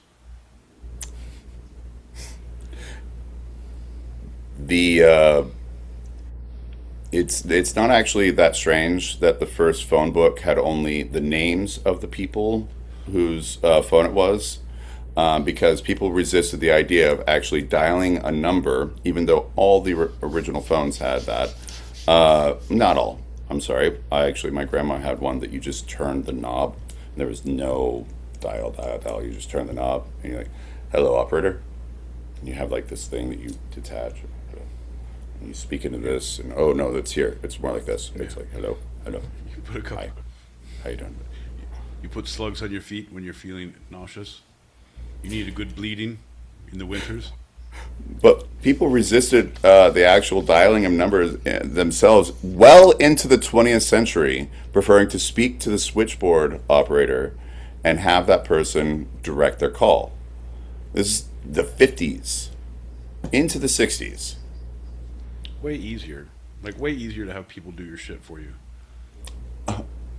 Is it? Yeah. Yeah. I remember as a kid in elementary school, there was a payphone on campus. Uh-huh. And it was our favorite thing to do, to call the operator and ask what time it was. Oh, at the chime, the time will be. No. Not dialing popcorn or whatever the fucking thing was, but hitting zero, getting the operator like, "Hello, what time is it?" "It's 12:32. "Thank you." And people would take turns. There would be a line. "Hello, what time is it?" 12:32. "Thank you." "Hello, what time is it?" Operators. "It's 12:33. We'd wear Thank you." disguises, so they couldn't tell us. Yeah, They couldn't see you. They couldn't see the real you. They couldn't recognize that it was us. We had like sometimes a mustache or Uh-huh. trench coat. Two kids in a trench coat. Use the exact same voice all the time, but you disguise yourselves really well. Like a Dracula outfit. "Hello, what time is it?" "Thank you." You're the best, Frankenstein John. outfit. "Hello, what time is it?" "Thank you." Jack the Ripper. "Hello, what time is it?" So there I was Thank in you. my phone book era with John. He tried to hijack a joke. Went to Halloween with it. "Hello, what time is it?" "No, we did this, but we also rented cars." Or like you're a cop. I remember. And you just start hitting people with yellow pages because they don't leave marks. It's over and over again. Little fact. Now that they're gone, we could actually expose that to the world. if you hit prisoners with yellow pages as a cop, you wouldn't ever be found out because they wouldn't leave bruises, but they would hurt them really bad. John knows this, just like my grandma knows about the gangs in East LA. But I know they wear colors, and I heard that's pretty bad. John's like, well, in prison, they used to hit him with phone books. Tell him, John. What'd you do? How'd you smuggle that phone book in, John? How'd you bring that phone book into prison, John? Well, through strapping it to your chest, obviously. You wear a slightly larger shirt, it looks like you're just a little bulked up. Come on, everybody knows that. That was an easy one, Pete. Well, give me another one. How do you survive a prison riot, John? What are your first 3 steps for surviving a prison riot? I know you know these ones. First, strap some yellow pages to your chest because they also provide great armor with a slightly larger body shirt. Armor. Yeah. Use the duct tape you stole from the crafts room when you were on that work detail. That's right. Old one-eyed Randy was sick, but you got him sick so you can get on the work detail, so you can get that tape. It's all coming together, John. Step 2, what do? Well, you use a shiv that you've accidentally shaved a little too small, and you put some duct tape on the end of it to make yourself a butt plug so that you can't get raped. That's number 2. All right. I like your instincts with that because, yeah, always be defensive on the rape, but you might also be defensive if you had some duct tape on it and held it and just got it super stabby if people approached you. I'm just saying, there's two ways. Don't wait for them to happen. They'll still kick the shit out of you. The rape's not coming till later. I mean, this is not your only shiv, my boy Pete. Come on. All right, sorry. Step 3. I don't know how much time you had in the workshop. Go ahead. Well, step number 3, you shiv with the other shiv that's actually long enough. An officer grab the keys and you lock yourself into your cell, hoping that you have enough height so that if they put a firebomb in there, you're going to survive it. So you need like a double cell. So it might not be yours. It might be just, Unfortunately, you're a dead man, John. The correct answer was you gag yourself and vomit the key to the jail that you were smuggled in by the warden's girlfriend last week. And you get that key and you break out. He told me he loved me. Right. Right. This is your way to show him that he can't do that to you. I'm with you. Hey, we still have 2 functional forms of government. Yeah. And that ain't bad. 2 out of 3 ain't bad. Did you know that this segment was initially about phone books? Anyway, these were some tips to survive a prison riot. Folks, take what you will from them. Back to the phone books. Sources for this episode of Two-Sided have been, first segment, sports.bluesombrero.com, the NFL, Soccer America, USSoccerplayers.com, Prebly, and soccercoachweekly.net. Second, soccercoachweekly.net. What a fucking bunch of bullshit that is. There's like 15, and then you got like the little league coaches, like every other parent in the world. You're all posting. I was at my game, and one of the things that I learned is that they don't like to run. Give them extra oranges and take a hydration break for commercials. That's a good tip. Thanks, Soccer Coach Weekly. Weekly? Bro, weekly? Funny thing is, I searched all those other ones, and none of them talked about interceptions, which I saw happen and heard happen by commentators who were not just American, but other international commentators at this World Cup. And there was nothing on all those sites because they're like, obviously, everyone knows what an interception is. And so I had to go to soccercoachweekly.net for that one little tidbit of information. Yeah. Second segment. Which week did you find it in? Was it every week? Do they put it in weekly? Is it like a big ass journal, or you had go into their net and be like, interception. No, it was more like Episode pages 4 that you can hit people with without making a mark. Okay, all right, I like that. Second segment, Smithsonian Magazine, WKRN News 2 Nashville, and oddly enough, AOL.com. WKRNQ. Say it again, John. Try it again. Better enunciation. Oh, it's Nashville, so WKRN News 2 Nashville. WKRN2. News 2 Nashville. You got to hit the WKRN2. All right, so it's not RN2, it's News 2. I think you got it. One more time. WK News 2 RT.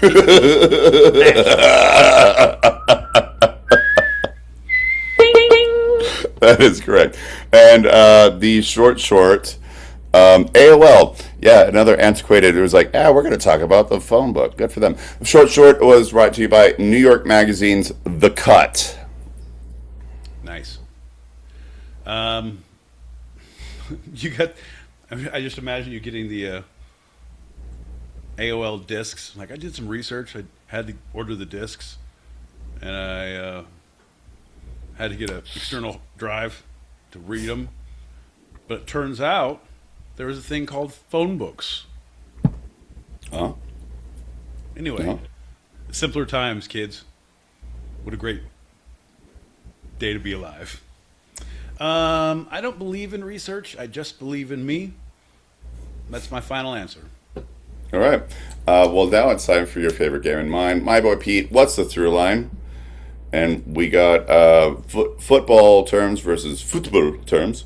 The whole Spain cutting out our dear Prez in their photo, and the phone book. Football terms, winning photo, phone book.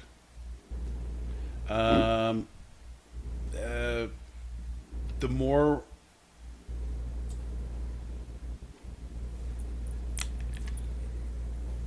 we're all more the same than we're different.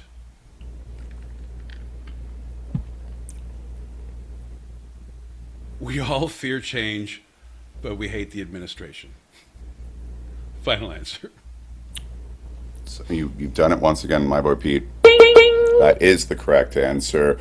Watching soccer really is like reading the phone book. Before we get out of here, is there anything from this episode you'd like to take a second glance at, a second look, a second thought, a second opinion? This is Pete's Retraction Corner. I should have gone harder at you in the beginning. Set a tone, let you know how things were going to proceed, because you seemed shocked halfway through, and I was like, "Oh boy, you knew this was coming. It's my fault.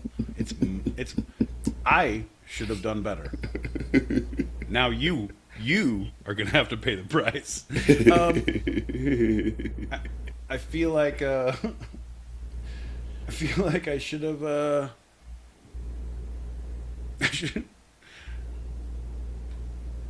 Nope, that's it. I feel like I was perfect other than that.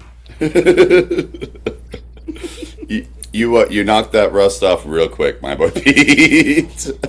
I drank a lot on that trip, but you don't touch the drinking, the levels of drinking that we do on the show when you're out like in bars and shit. Like, even you hit happy hour, you're like, God damn, it was like $90, and I'm kind of drunk. Yeah, that's all right. We have fun. This is just This is just 3 hours of my life and half of my brain cells, and it's almost free. Come on, why wouldn't you do it? Well, get your shot glass. You're welcome for listening, everybody. We have our open chat show continuing for those listening live on the Stereo app or watching live on YouTube. So if you are here now, regardless of the platform, stick around. And if you're hearing this later and want to join us in the green room for after show wind downs or want to throw some topics out there, email 2 2sidedpod@gmail.com. That's DWO sidedpod@gmail.com. Cheers, buddy. Cheers, pal. That's a wrap for tonight. I'm John L. Peacock out in Brooklyn, New York. I'm my boy Pete in Southern California. And this was our show. You can eavesdrop wherever you get your podcasts and even join us live, both on our YouTube channel handle @2sidedpod, all one word, and the Stereo app every Tuesday, 8 p.m. Pacific, 11 p.m. Eastern, as we talk about the two sides of life, the serious and the fun, here on Two-Sided. Love you, Pete. Love you, bud.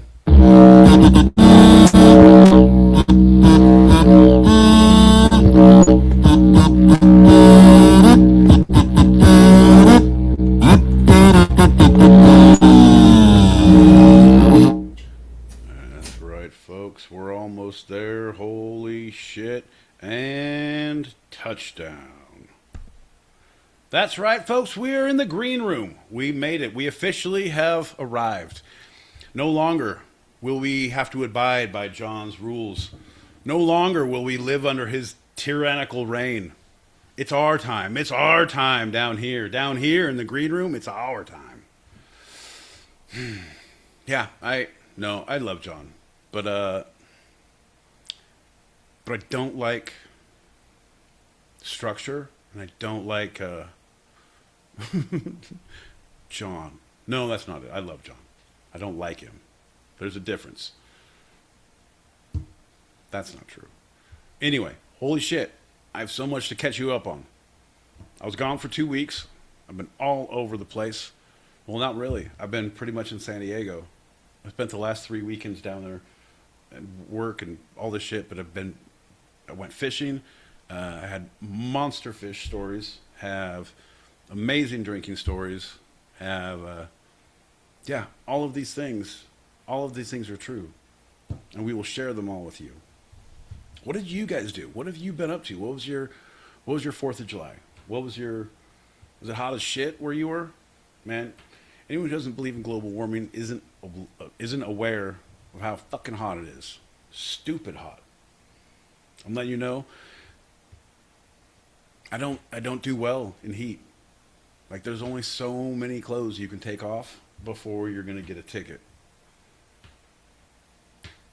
Which is part of a story, but so we were down I was in Coronado for the 4th of July, and most of the day it was pretty cool. It was crowded, but then like late afternoon, mid-afternoon, probably like 200 high school kids came and like crowded the beach, and it was big. It was like, oh shit, they're taking over. So it was like, no, let's just go. Let's go back to the boat. Let's go somewhere else. We'll do something else. And I'll tell you the story in a second. But folks, let's welcome back to the stage your friend of mine, the man of the hour, the ginger with the power. It's John L. Peacock. Hey,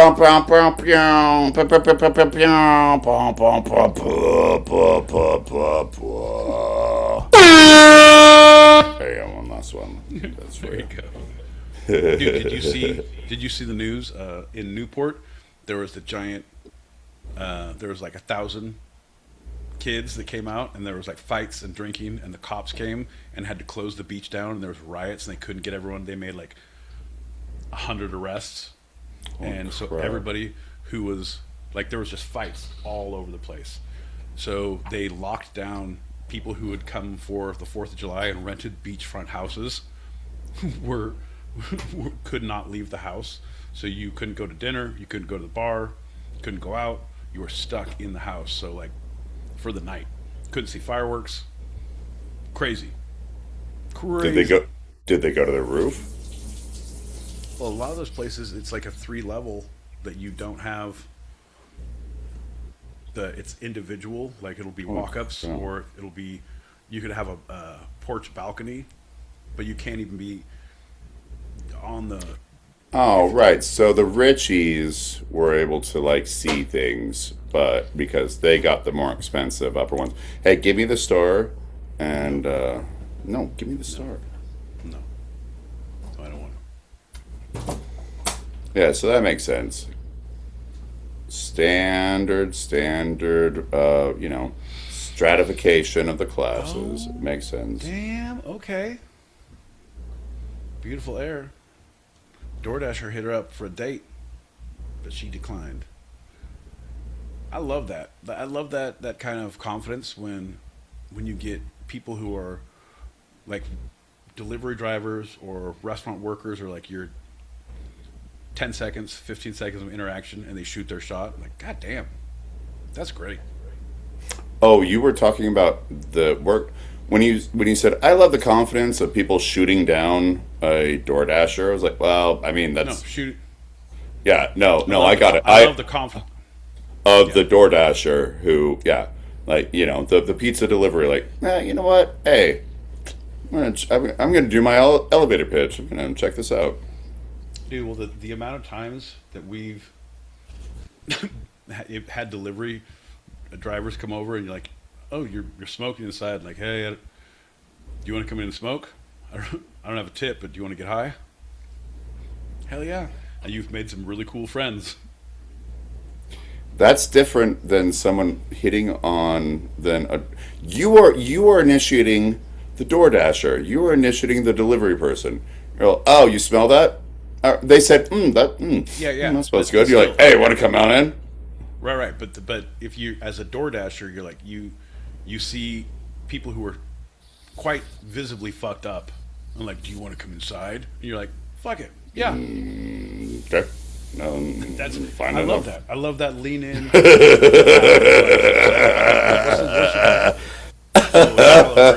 All right, fair enough.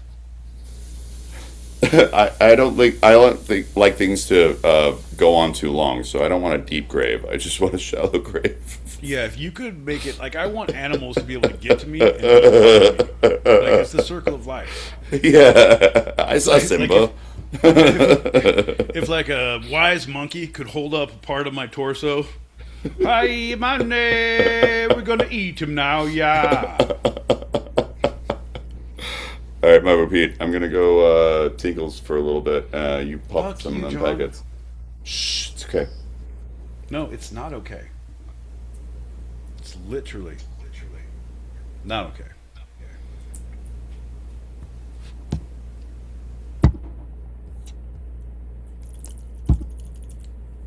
Still talking, bro.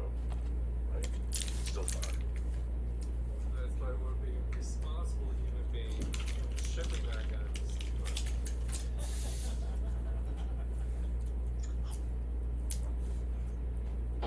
Going to Florida, my buddy had a storage unit out there, so you'd ship anything you wanted, ship your weed. 'Cause I'm like, I'm not totally comfortable traveling with it to Florida because they're anti everything. But we went on a trip to Iowa from Phoenix once, and the lady at TSA even took the cookies out, held them in her hand, and was like, "Those look good." I'm like, "Yeah, it's a personal recipe, you know." Yeah, we just not big on peanuts, and she laughed and put them back in there. About an hour after we took off, we were good to go. You know what I'm saying? Yep. I think we were flying higher than the plane. Yep. Feel me? 100%. Yeah, food. You can bring any foodstuffs. John is notorious for bringing copious amounts of stupid food. He once missed a flight because he brought too much food and they were checking it all. And he had to put it all in his bag, and he missed a flight. It was beautiful.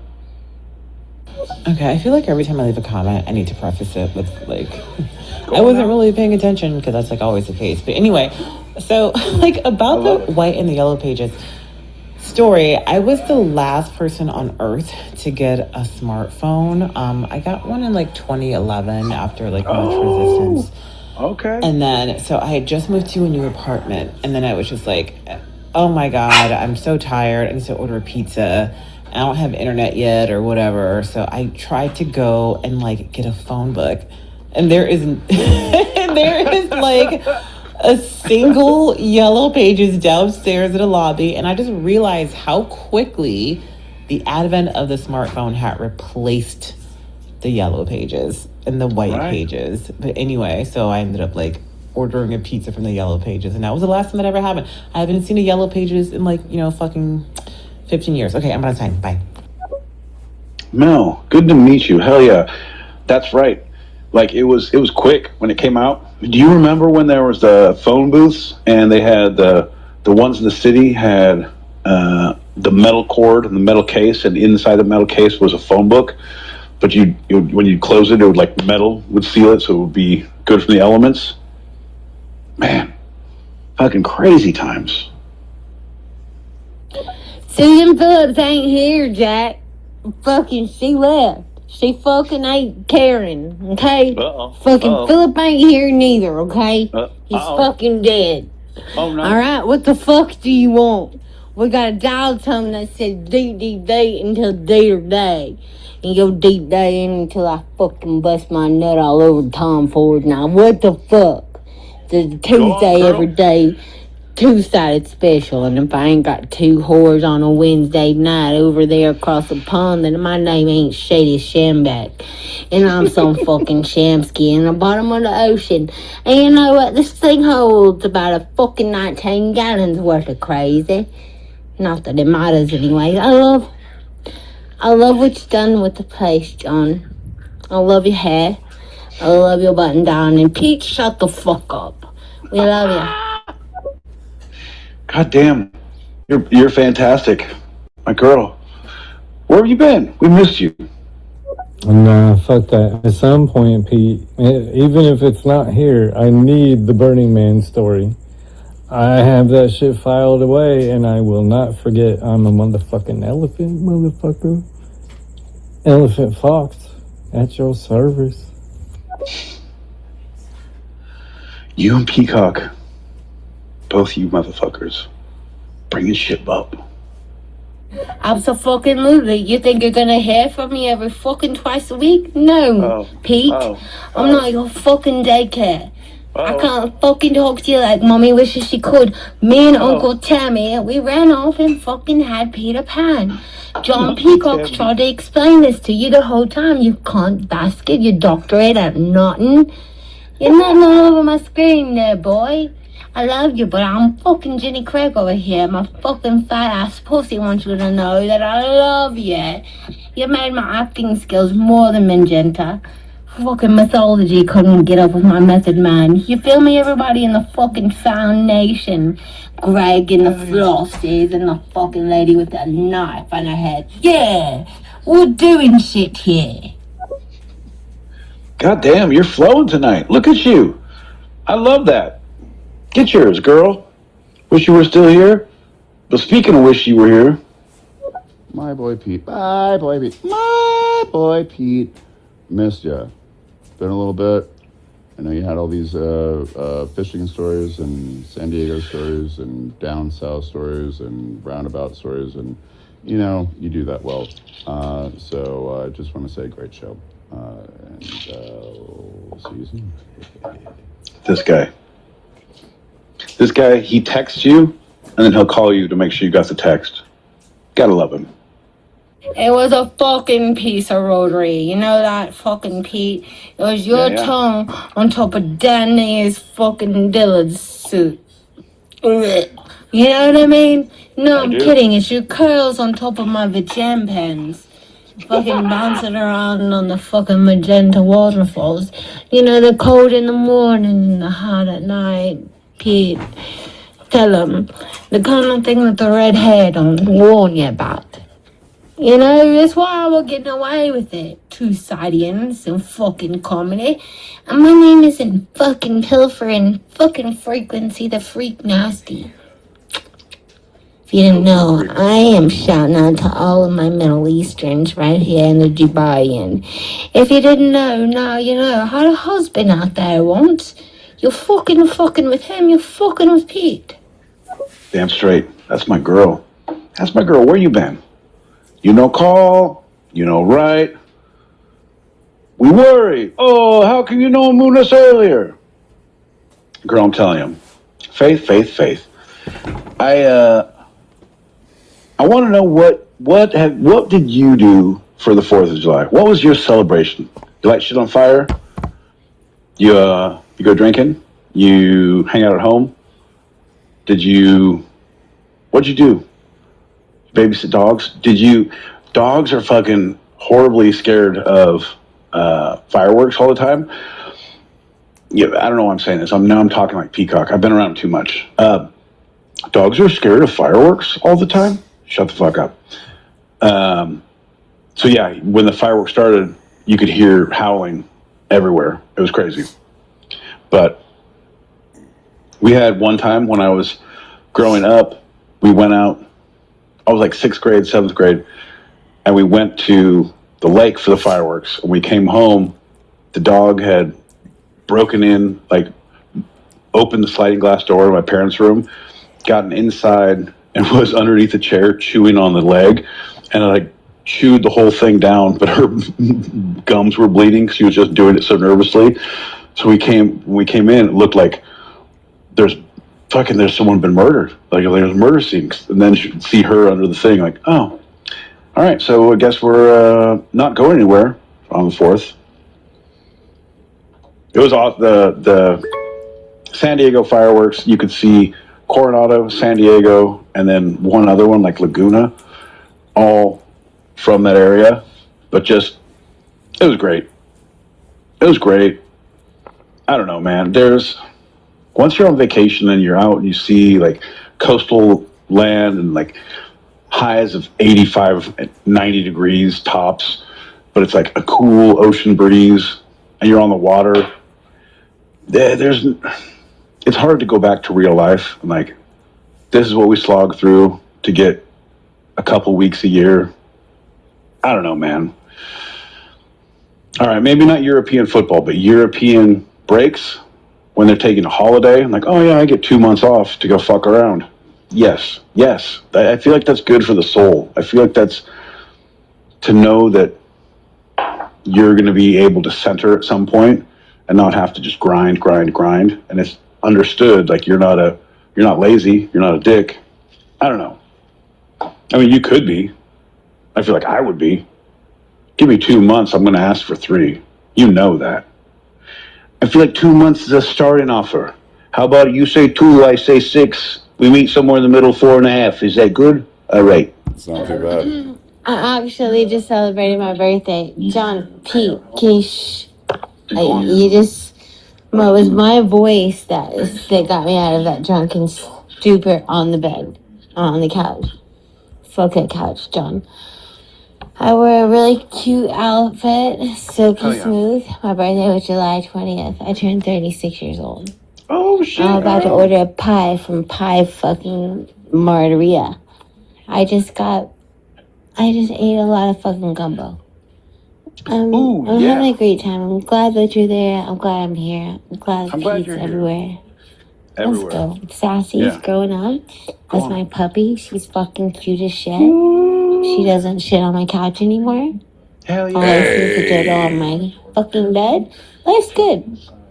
Life's good. That's not where that belongs.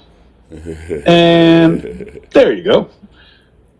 That's awesome that Sassy's growing up and no longer shitting on your bed. Puppies are great in theory, like the first hour, but then when you want to get on with real life and like do something and they're pissing and shitting everywhere, oof, it's rough. That's my thing. I need to get a personal assistant or get into a relationship, like a committed relationship that you share a dog. So, because I just need I'm not looking for that, but I just need someone to co-parent a dog with, or that can be my assistant and like, dry cleaning, wash the car, walk the dog, feed the dog, make the dog's food. I'll be home on Sunday night. Like I really want the companionship of an animal. 90% of the time would be great, but I love having no connections and being able to leave literally You call me like, you want to go to? Okay, I'll throw shit in a bag and be in the car now. Yeah. Yes. Done. Can you take tomorrow off? Yeah. I get. Yeah. Yeah. Friday night, I'm there. Sure. For the weekend, sure. Yeah. I need you to take a week and a half. Okay. All right. Well, I'm going to have to probably get some sort of disease, or at least get a doctor's note. Nope. Speaking I'm of sorry. doctor's notes, I'm sorry. Why are you doing that? He has anal ocular disease. What are you doing? I can't see his ass coming into work today.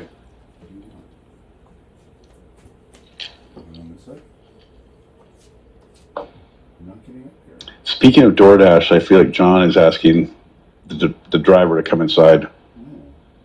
Is he clean, Johnny? No. Ask him to take his shoes off. She's a bait. Come and interview him. This is a. Why are you doing this right now? I guess this is as good as it gets. Okay. So we're gonna This do is something different. This is what Jack Nicholson once said. Right. This is as good as it gets. Horrible sidewalks with the nasty cracks, and he's all pissed. And his doctor was like, I don't know if I can see you right away. And then he talks to all the other patients in the waiting room of the psychiatry office.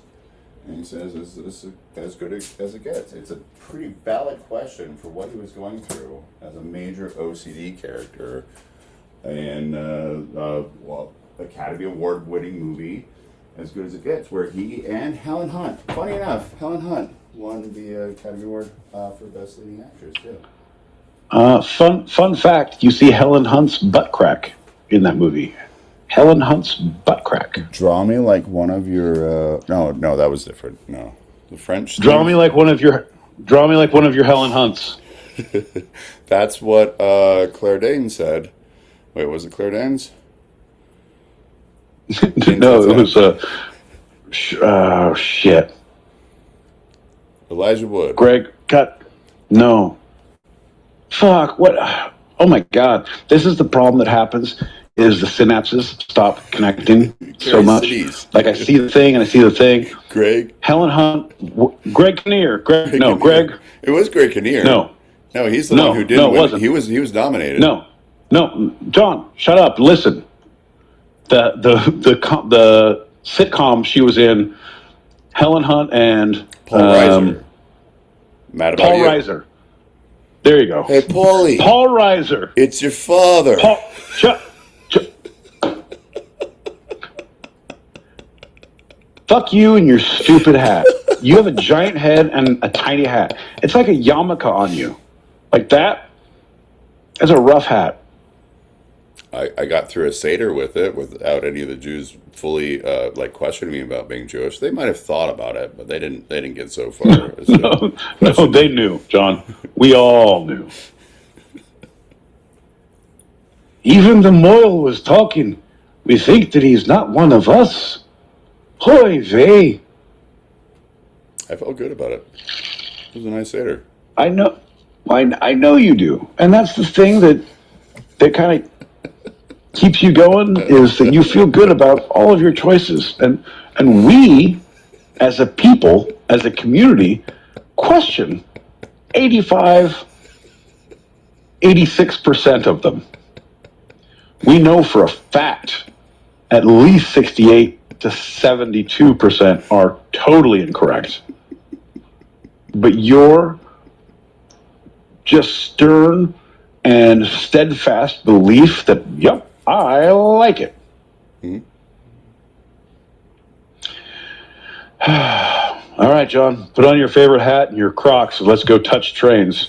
It's going to be your special day, boy. Oh, Train Spotting. Did I tell you about watching in the theater the 30th anniversary of Train Spotting? No. Did I tell you about doing a bunch of heroin in a bathroom in a truck stop? And going into the toilet? No, dude, that's gross. Oh, that was a different story. Never mind. No, that's your story. I was somewhere in Blythe.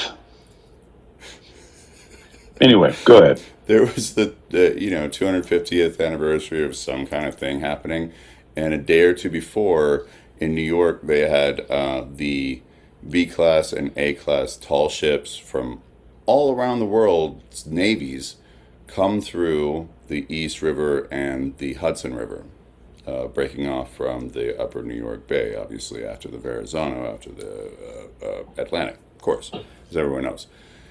And someone was like, "Hey, you want to go watch the ships?" I was like, "So it's like train spotting?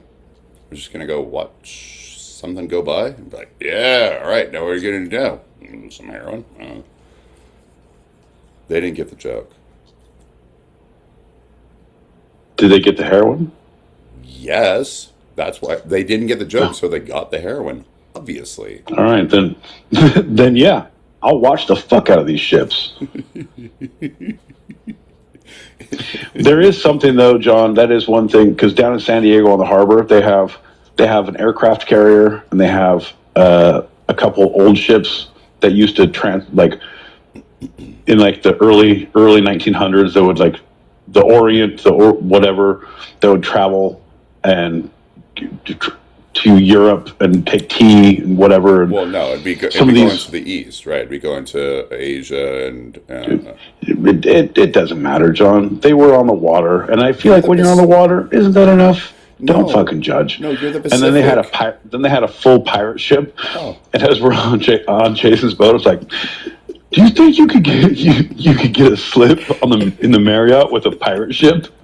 Like, there's some pretty big ones here. It's like, oh yeah, I have this fucking 65-foot yacht. I have a fucking pirate ship. I have cannons. I swear to God, I will board and take your shit. What flag are you running? How are you feeling? Ooh, boy. I'm going to go back. Ain't no one chiming in, and I feel we have better thing with the headphones. So I'm going to go back to the old styly. Because I want to talk to you. I want to talk to you, like, for real. How about Pete? I just want to know that. Oh, shit, folks. This is the time, the two-sided, where the intervention starts, where John tells me I don't drink nearly enough. Yes, I do. No, wait. Backwards.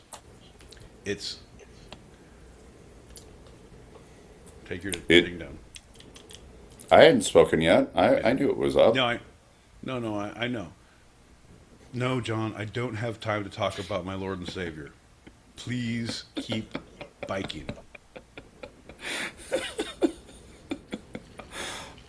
Did you hear about the redesignation of certain religious groups in the United States of America? I did, and I told you about it. Oh, right. Yeah, you were the one who told me about it. 3 weeks ago. Yeah. It was like 2 months ago. Yeah. Come on, bud.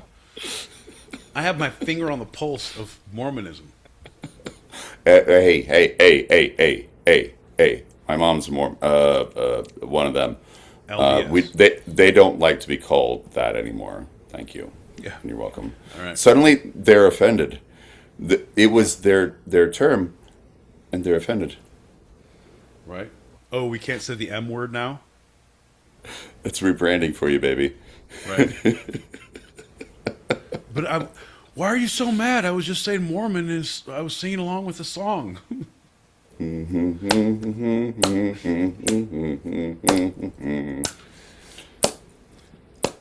You people are even worse than when I was singing along with Kanye. Anyway, let's move past that part. It is like... I said M, as in Mary. Magnificent, my boy Pete. Let's. I need a load of shot. But I was thinking about when in the mid-century, the 20th, there was some evangelicalists that wanted to switch the Democrats into Republicans for the great Southern agenda, for helping Nixon. and they cause a single issue, single point issue, and most Christians weren't really super against abortion until then. But it's funny how politicized philosophies and or religious beliefs or ideas can change into suddenly I'm offended about something that about 10 years ago I wasn't. And how very smart people can go. Are you specifically talking about yourself? Because I feel like that's the case. No, I was thinking about an early a partner of mine who is German, and her granddad was part of the Nazi youth, but Nice. before that he was a painter, and after that he became a psychologist to learn about how all of his artist friends, including himself, just bought in so hard into something that is so illogical. And he's like, what the hell happened? Did you learn anything from that, John? No, of course not. Good. Shot? Shot. Bink, bink, bink. Bug out.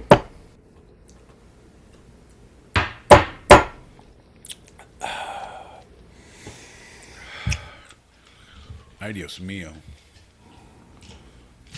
It's around this time of the night that the demons start coming out. I'd like to talk to some of those demons. So let's call this and let's catch up a little bit offline and maybe record it for our Patreon. Maybe not. Let's find out. Say that one more time. I didn't hear a word you said. Let's finish our live show and continue talking and maybe record that for our Patreon. No, I have to tell you a couple stories to get the alibi straight. Okay. So that's best left off air. So, John, I can't say that I missed this, but I can say it's good to be back. All the fringe benefits and all that, right? Yeah. It's like, the evil you know. Hey, you're welcome for listening, everybody. All right, bud. Well, in that case, let's do one more shot and get out of here. Okay. Oof. Oh, boy. Shouldn't do that. I heard that. Ooh, that was like that seems rough, but whatever. To each his own. Everybody out there, thank you so much for tuning in. YouTube. I don't know who's here anymore. We don't see anything, but Freddie, if you're here, I'll see you in my dreams. Beautiful air. Good to see you again, girl. Cheers. Bink, Ciao, sir. bink.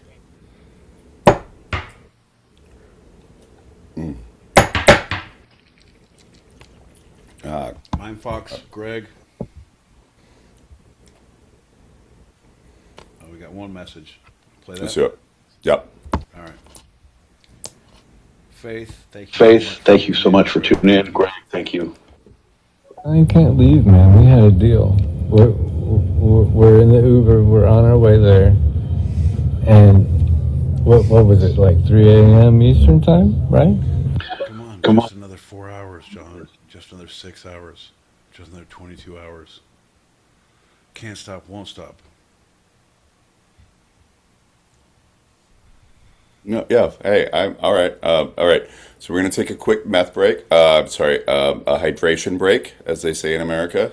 It's for commercials, you guys. It's for commercials. Blue Chew. Now with super boner strength. Folks, have you had a problem in the bedroom? Well, the two-sided doesn't know what that means. But if you enter code two-sided pod, you'll get 33.3% off on your next Blue Chew tablet. Blue Chew makes your dick hard.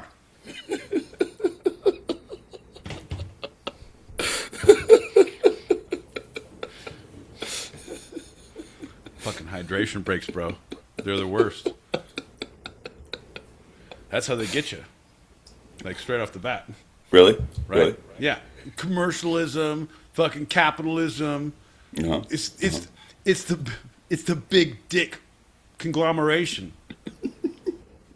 John, they're after your money. I've heard some people came into the room with something in their hand, just because they're ready. Bro, all right. You know what? Now that I have two phones, I am sending a text to my buddy Mindfox right now. Hey, bud, now you're gonna know what we're talking about. And funny enough, I was back in Arizona, and one of my siblings said, "Oh, everyone around here has two phones, two computers, two cars, two dogs, two cats." I'm like, "Oh yeah, you are the child of a con artist, aren't you? Whether you like it or not." Oh, this is the one I do business on. This is the one I do dirt on. Hell yeah, baby. You know where we're from. Ain't nobody finding this paper trail, bitch. Ain't nobody. So just call me out. Like, how many cell phones do you have, John? And I'm like, okay, one is the new one, but the new one doesn't quite work. Yeah. That doesn't count. It doesn't count because the thing is, if you have multiple cell phones with the same number, you're a hoarder. If you have multiple cell phones with different numbers, you are a fucking hack, bro. You are doing some dirt. Awesome. I am 100% a hoarder. Because they're all dead cell phones. Right. One was like, oh, well, the old one is the only one that really works on our... You don't have to hold them up. Mm-hmm. Yeah, I found this Nice leaf little- and I put it in a phone. I It's like nice. nature, but also It's a good talking. leaf. It's a good leaf. I like to show my show and tell was one of my favorite things I took up in school. I did a whole month on leaves. They said leaves. I said, you better leave me alone. Anyway, this is an elm leaf, and this is an iPhone 11. What happens when we put them together? Magic. I'm John L. Peacock. I'll tell you more about leaves next week at our show and tell. And then the person asked, well, what's the other phone for? I was like, oh, that's the sound for two-sided pod, and you could see the rubber bands around it. Since our inception, that's right, that's an iPhone 6, and it's kind of bulging out, and so I have to have these. Because you probably shouldn't keep that in the house because it's gonna explode. They're gonna find the twisted, burning corpse of a ginger. How do you know he's a ginger? Because his bones are hollow. And he's weird looking. Oh, that's a ginger for sure. You know their hair doesn't burn. Everything else. The flashpoint of the ginger hair is 2,500 degrees. House fires only burn at 1,900.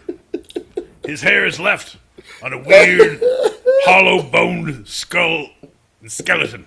Yep. I'd bet my life on it. That's a ginger. Iocane ginger. I bet life on it. Yeah. Odorful, tasteless.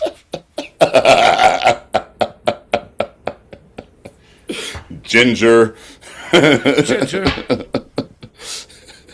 If I'm wrong, and I rarely am, this was a ginger body.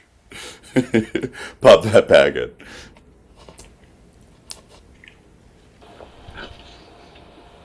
What if I have two phones, or what if I have one phone with two phone numbers? Oh, snap, okay. What am I then? No, you're a businessman because at that point you have nothing to hide from anyone in your life, but you're doing a lot of work. Everybody knows you have one phone and a lot of things coming in. Mm-hmm. Mm-hmm. Yeah. No, the two phones. And I'm just letting you know, those the Sprint or the month to month where you can get just a burner phone and pay a monthly bill. And if you don't pay your bill, they just cut you off. There's no contracts. Metro or Metro, T-Mobile. Yeah. Yep. No, T-Mobile, they make you sign a contract and put all your information in, like Social Security, like the ones that don't make you do all that shit, where you just have like, oh, it's like buying it from a liquor store, but now, No. now I have a monthly thing. I think that's Sprint now because they fell so far from grace. Ah, yes, the old Sprint. You remember what is it? Beep beep. Two-way. The fucking two-ways, like pagers that you could text on. Oh yeah. Oh yeah. What was that? Fucking what was that? I forget the carrier that had them.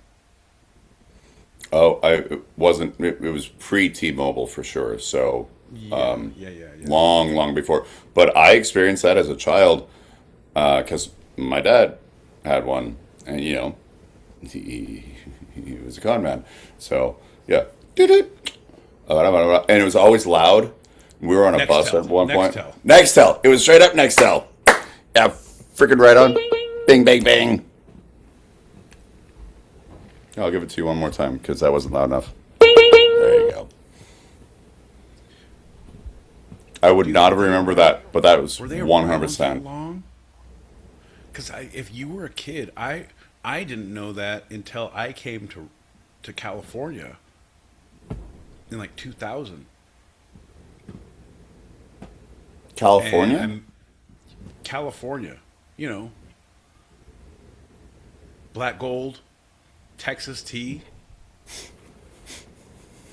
Oh, California.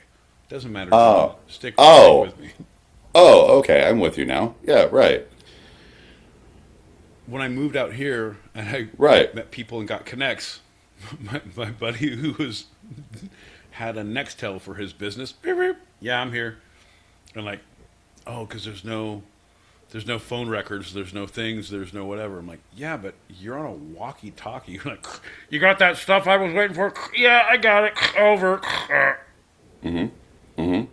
It would make sense for people who are like truckers or other walkie-talkie-ish, employees to use it in their everyday lives.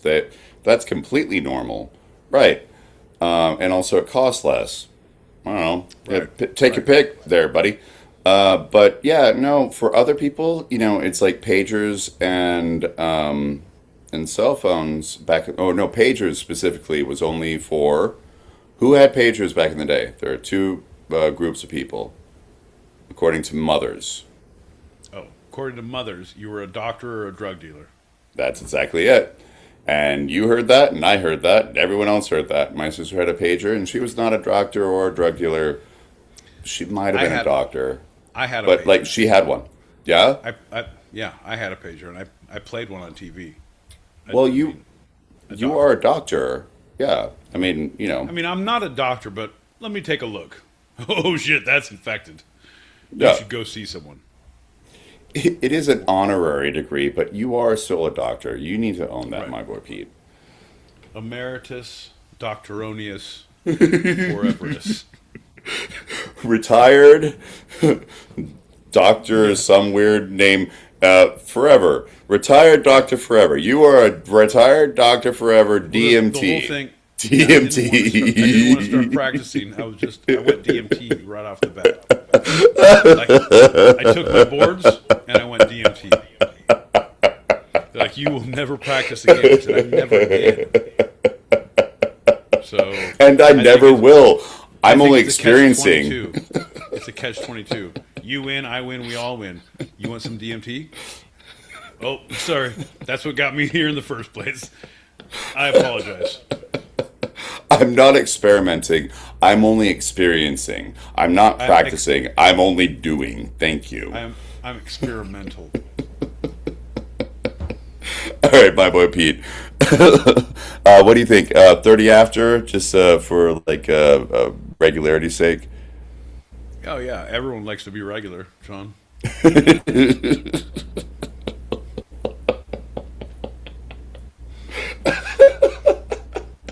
I don't. I hate the regulars, or the normies, as I call them.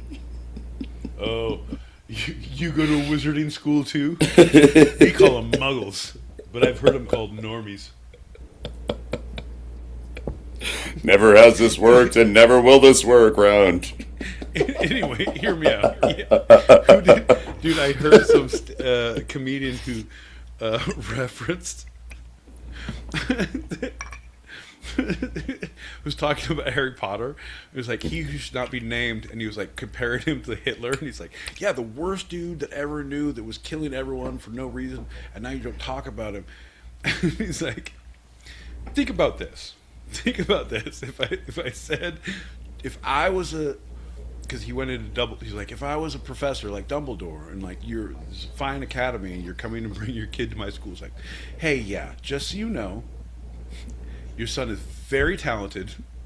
He is the chosen one. Also, Hitler's not dead, but he spread his soul in 7 parts and 7 parts around here, and it's the brush and a mirror, and part of them, one of them is in your son. And anyway, I'm going to help him defeat, and also we're keeping a student here to fight Hitler. So, or a teacher here, specifically for the purpose of fighting Hitler when he comes back, which will be year 1. Anyway, any questions? That's Voldemort, John. It's the same thing. Oh, I was with you. What? I heard nothing. No, Valhalla.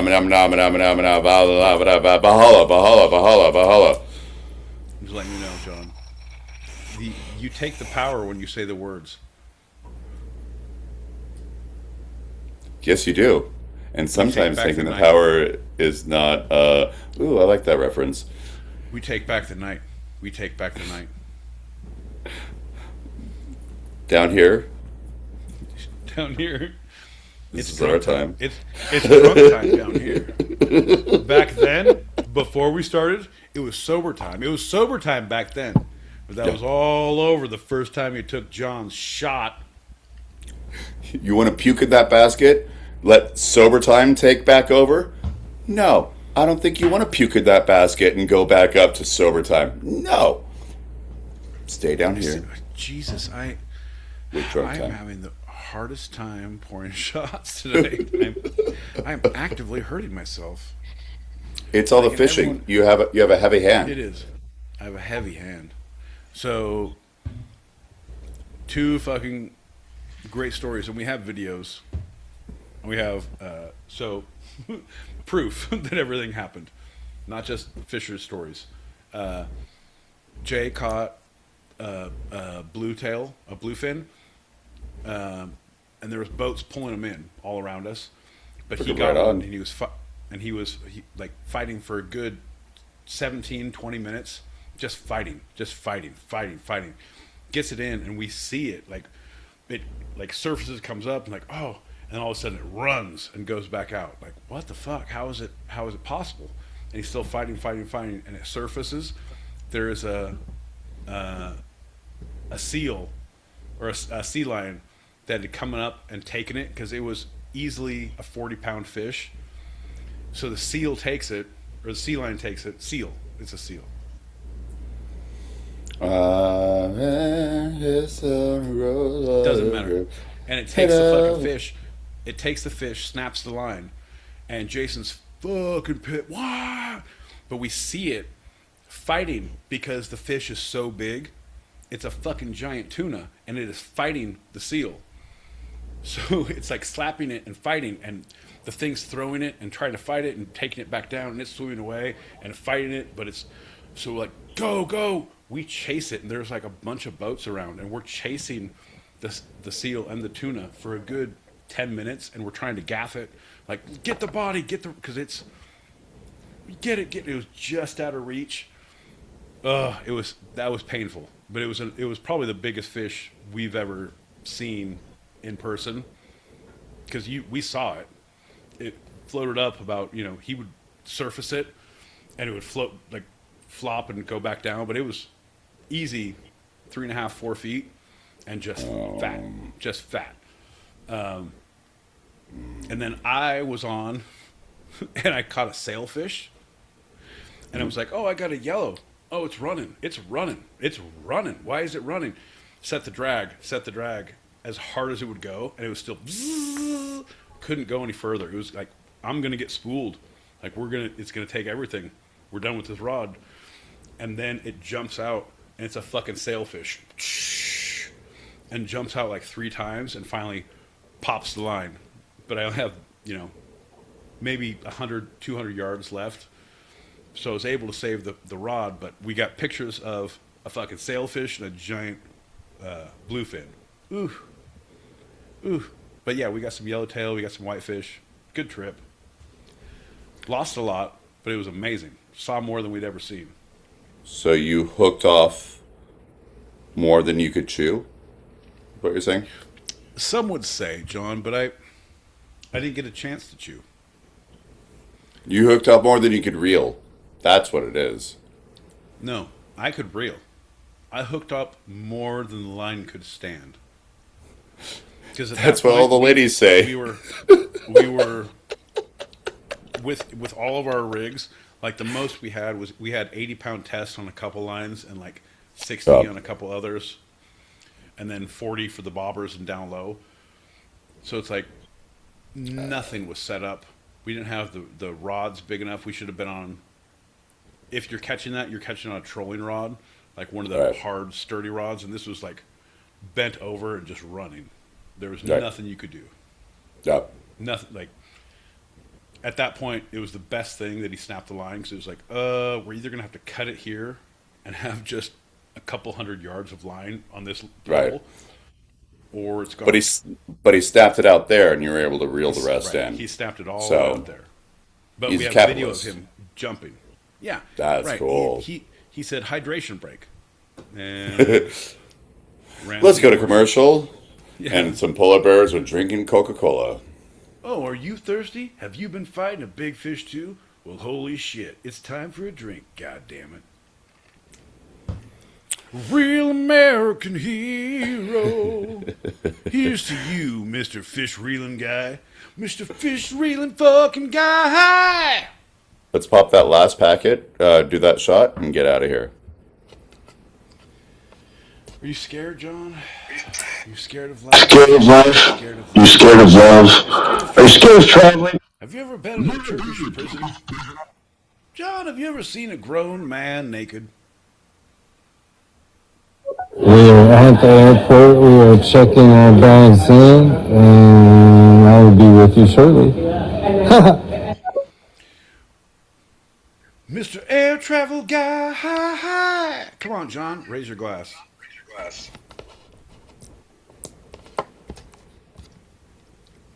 All right. What was that? Or do that. I said, come on, John, raise your glass. Or do that. All right. I'll raise my glass. What are you doing? Cheers. Bink, bink, bink. Bug out.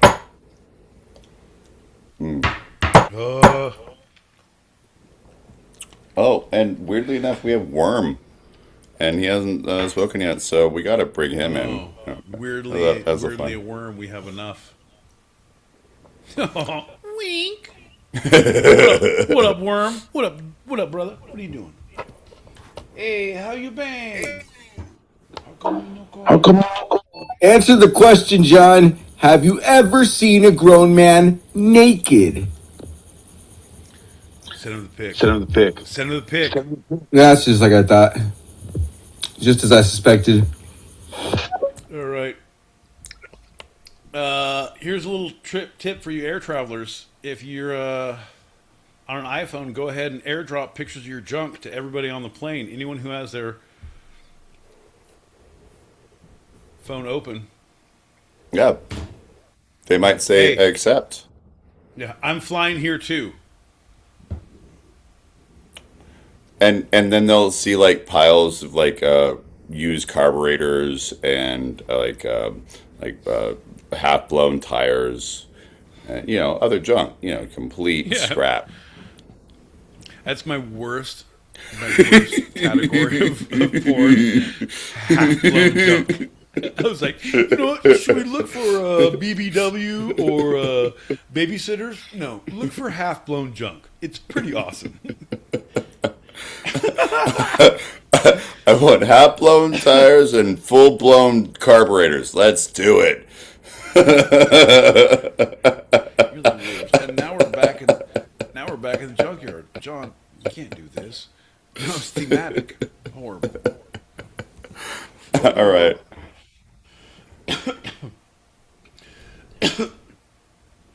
No, the thing is, John. Can you give me some scissors? They're in the junk drawer. And you pop open the drawer and there's a lot of penises and balls. Right. Bro, you weren't here earlier because on top of the penises and balls, there will be feet. I don't know if you knew, but in the Ming Dynasty, that's how they invented football. They would come back and bring the spoils of war, which were the feet of the enemy, give them to the children, and they'd kick them around. And they say football. Football is what they would say. I didn't want to be, like that, but you get it. Bye, everybody. Oh, okay. From the Ming Dynasty to here, from the footballs with real feet to the blown carburetors, which you can only imagine in the junk drawer of our lives. We are the Two-Sided Podcast. We're here every Tuesday, 8 p.m. Pacific, 11 p.m. Eastern. That's 4 a.m. Greenwich, Meanwich, Sandwich time on Wednesday mornings if you happen to be across the pond. And you're welcome for listening. Hell yeah. All right, bud.